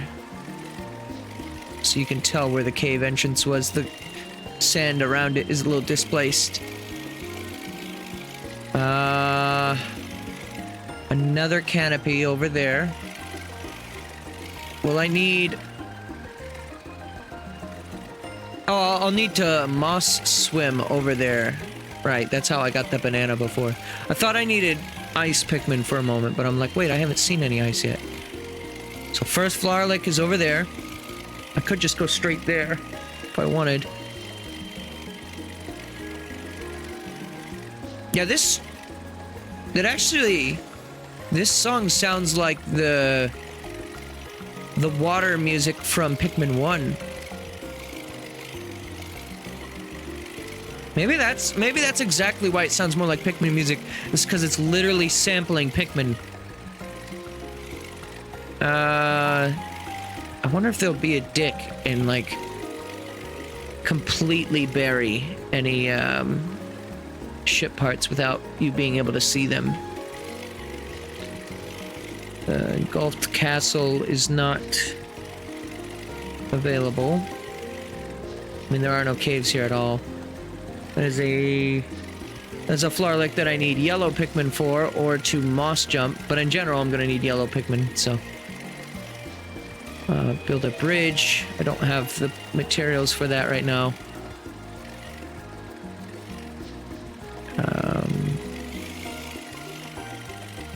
Eater Bulborbs. We have a blue onion underneath the water. Then again, I guess at half day, that becomes less of a problem. So yeah, I might wait to get this flower lake until half day so I can cross there. And I guess I could just do it with... Well, no, because I need the yellows. So yeah.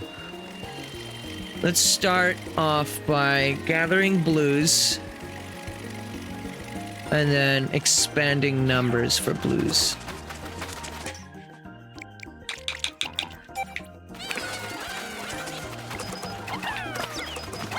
These things want to switch. There we go.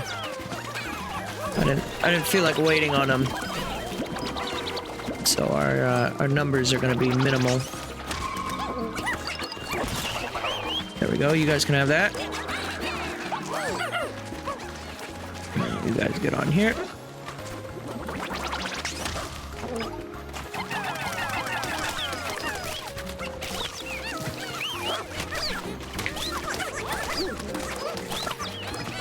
Okay, you guys got that. Where are you guys going? Nobody knows. Oh, I could have just broke that to get through there. Nice cartoon.wav for that like throwing sound effect of like Olimar getting bounced back.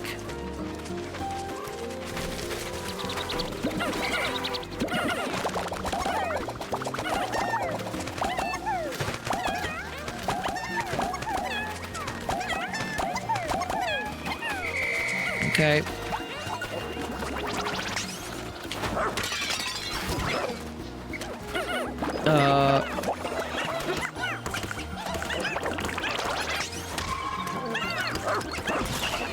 Okay.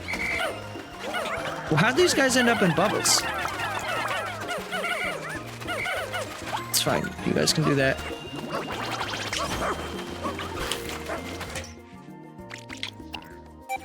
Just do this so I don't have to pluck.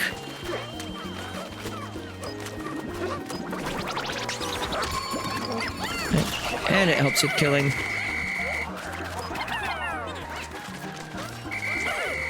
I do have Idler's Alert now, which will help a lot with being efficient and fast here.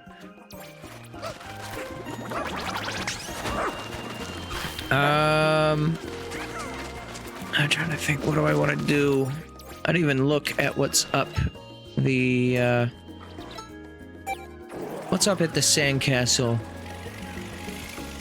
We got a burrowing dude over here. There's a wall to be broken. It's probably best done at half day.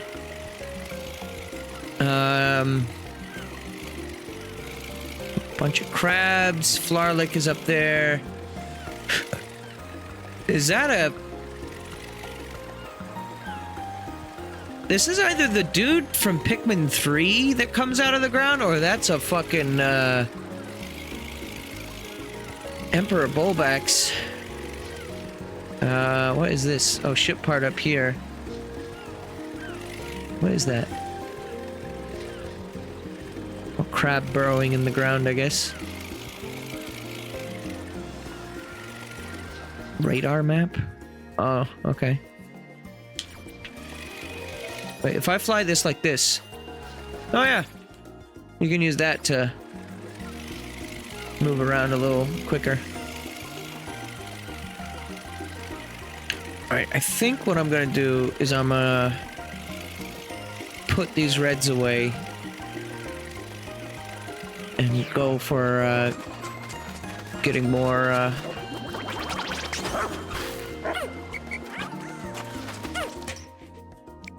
yeah, so I can do... I can't do a lot, but I can do 46. So that's enough for now. For me to at least, you know, get started with what I want to do out here.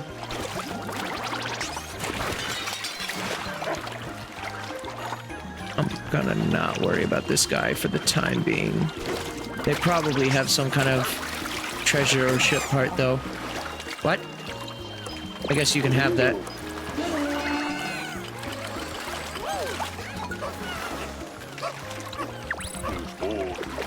Yeah, I'm sorry. Oh, Moss can't do underwater carrying right now. I'll have to expand the numbers a bit before that can happen. Yeah, Moss can't really dive. Holy shit. These guys are way more aggressive right now than they ever were in the base game.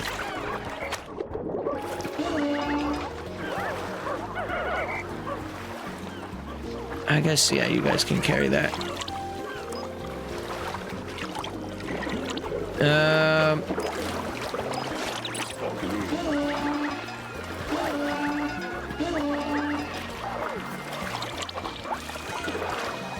Don't kill them. Okay. They just have shit aim, that's fine. I'm cool with you having bad aim. And then you...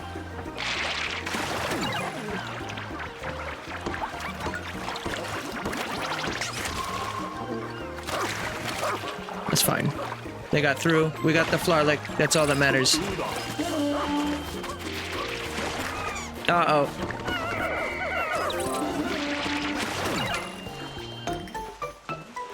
Yeah, I know.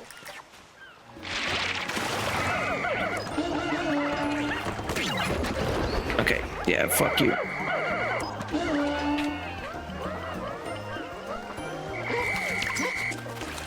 Okay, wow, we have still just enough. Where are my two idols? Oh, I think they're just the ones at the base here.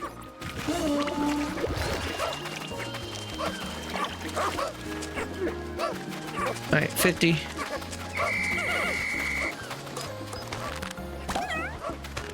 Pluck some lads. Do this so we don't have to pluck more.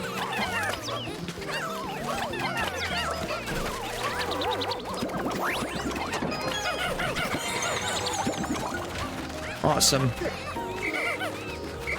I love the way that that looks in this game too, actually. Okay, and now we have...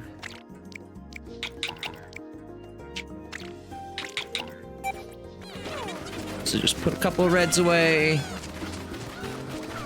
Expand the blues out. We're almost at half day, which means I can go get the other Flarlick here in a moment. These are still not back yet.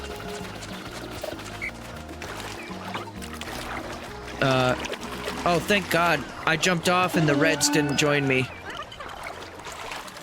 Smart. You smart, you loyal. Alright. Half day. Is he gonna say anything? No. Doesn't really acknowledge it. But that's fine.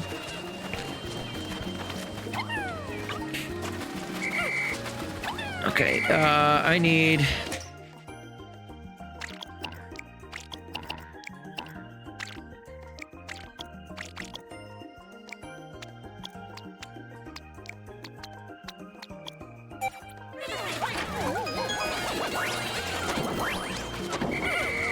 Okay, you guys come with me.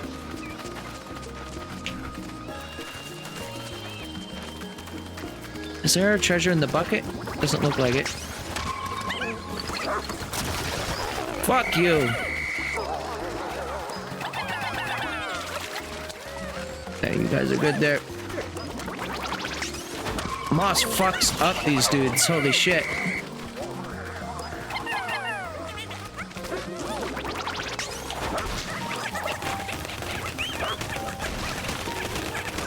Just break this down. That is actually unbelievably fast, holy shit.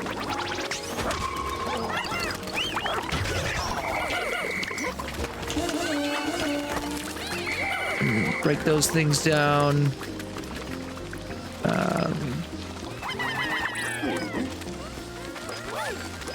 Cool.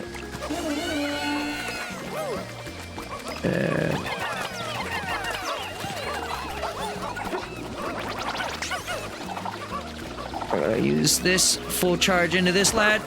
Boom!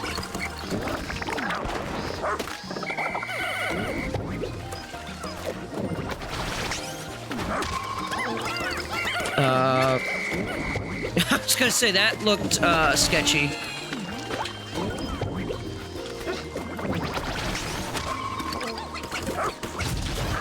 There we go. Fuck them up. Blues can carry that.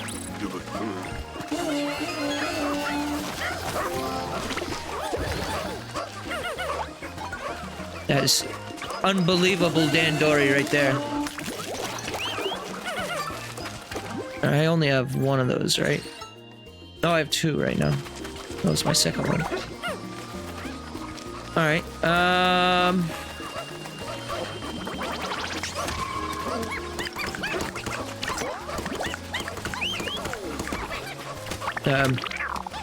yeah, I don't know. Oh, are you helping them carry that? I guess that's fine. I was gonna, like, open up that jar back there, but... that works. Let's do Idler's Alert.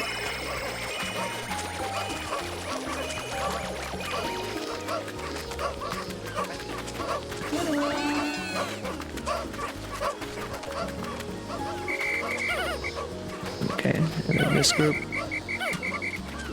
I'm going to have open up this little area over here.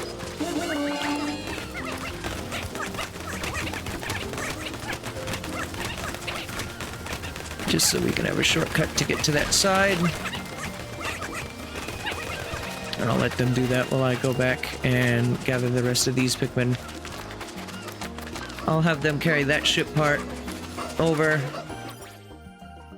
And... I feel like we got a pretty good start on this area, actually. Don't feel like I spent very much time with my thumb up my ass.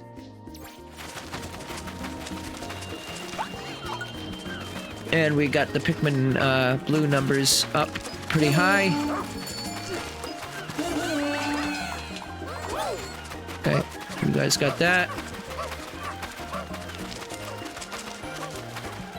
And then the other idlers can come to me.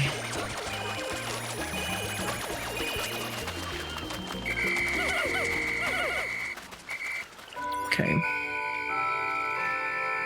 I could open up that path there, though I don't see a whole lot of a reason to do that. That is to pull out the jar. So I think I'll leave it the way it is. And then can add the extra base over here. Get that all spawned in and ready to go. Over by the anteaters.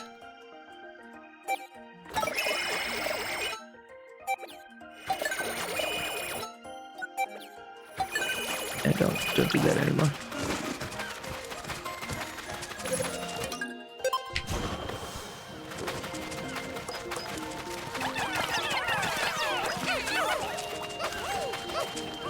Okay. Yeah, there's a ship part over there.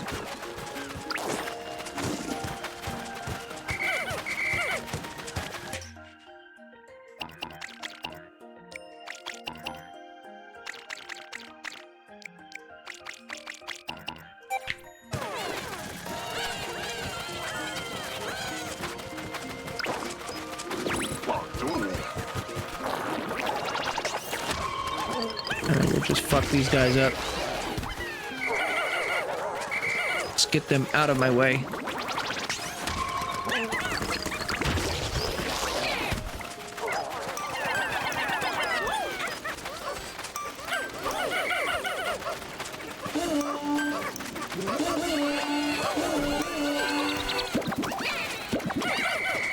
Alright. Well, I didn't get... I don't feel like I got a shit ton. Oh, no, actually, I was pretty fucking efficient. I got both Flarlicks. There's a ship part right there. But I can just get that first thing next time. And then as for other things to do, obviously, this is going to be a few days before I actually get... Oh, there is another Flarlick right here. So I can get up to 90, actually.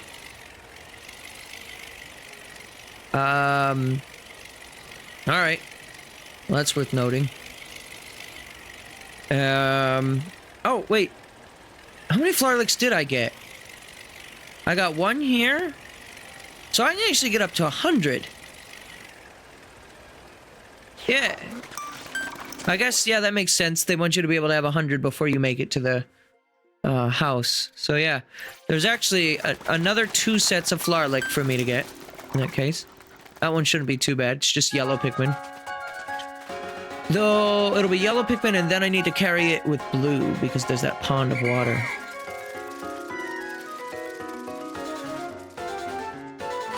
I should be good for next time.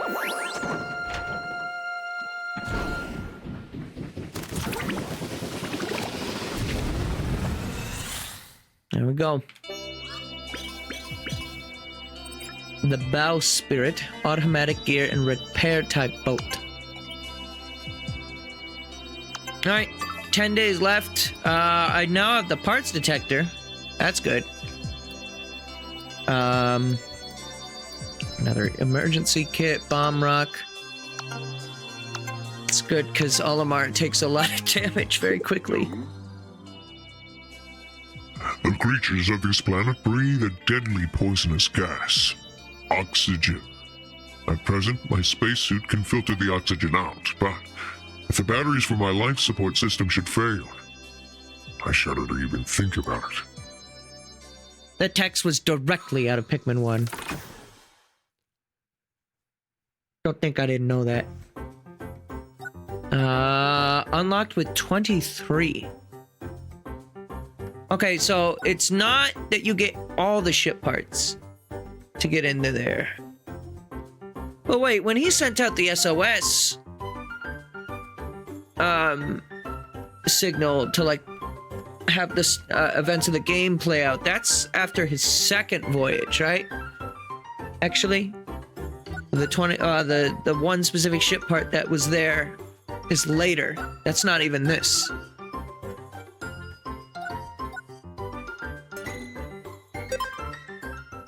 Well, very good. That's Pikmin for you today, though. Thank you for watching, for lurking, or what have you. Yeah,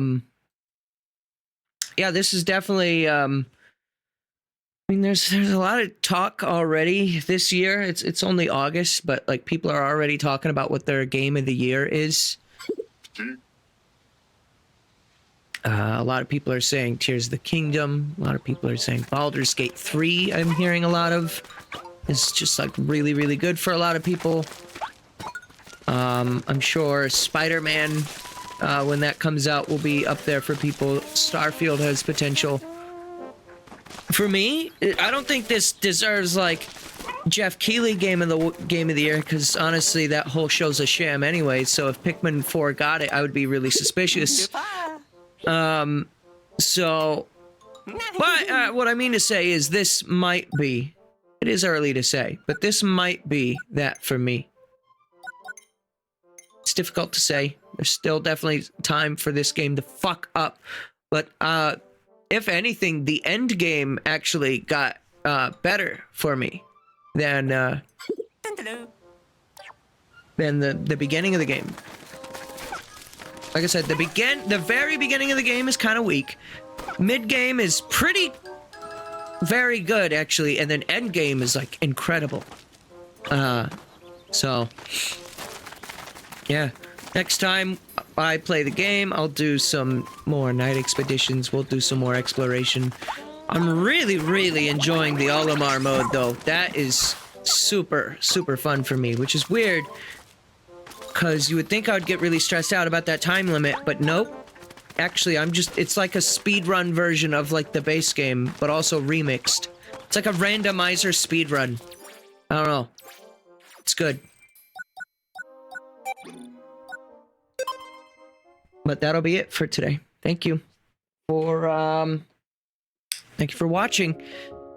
More of this will be in a couple days. If you didn't see the beginning of the stream or my post on the Discord, I mentioned that we're taking Crypto the Necrodancer off the rotation. And I also just believe it might be better for the time being, since I have to do a lot of overtime at work in order to pay my bills, that I just bring it down to 3 games rotation as opposed to 4. We may at some point, you know, if I get up to a point where I build my savings back up and I'm good, you know, in that regard, then I might bring it back to doing 4 games if I can consistently stream 4 or 5 days a week. But lately, last week and the week before kind of proved to me I did overtime twice staying after. And there were also just days where I just didn't feel like streaming, even when I didn't do the overtime. So it happens that way. I should be live tomorrow evening. Not early again like I was today. I did 2 streams today. So lots of Gabe content out there. Conglomerate total of 5 or 6 hours. Well, only 5, yeah. Because I only streamed Crypto the Necrodancer for an hour. A little more than that. But still. Thank you for watching, and I will hope to see you soon.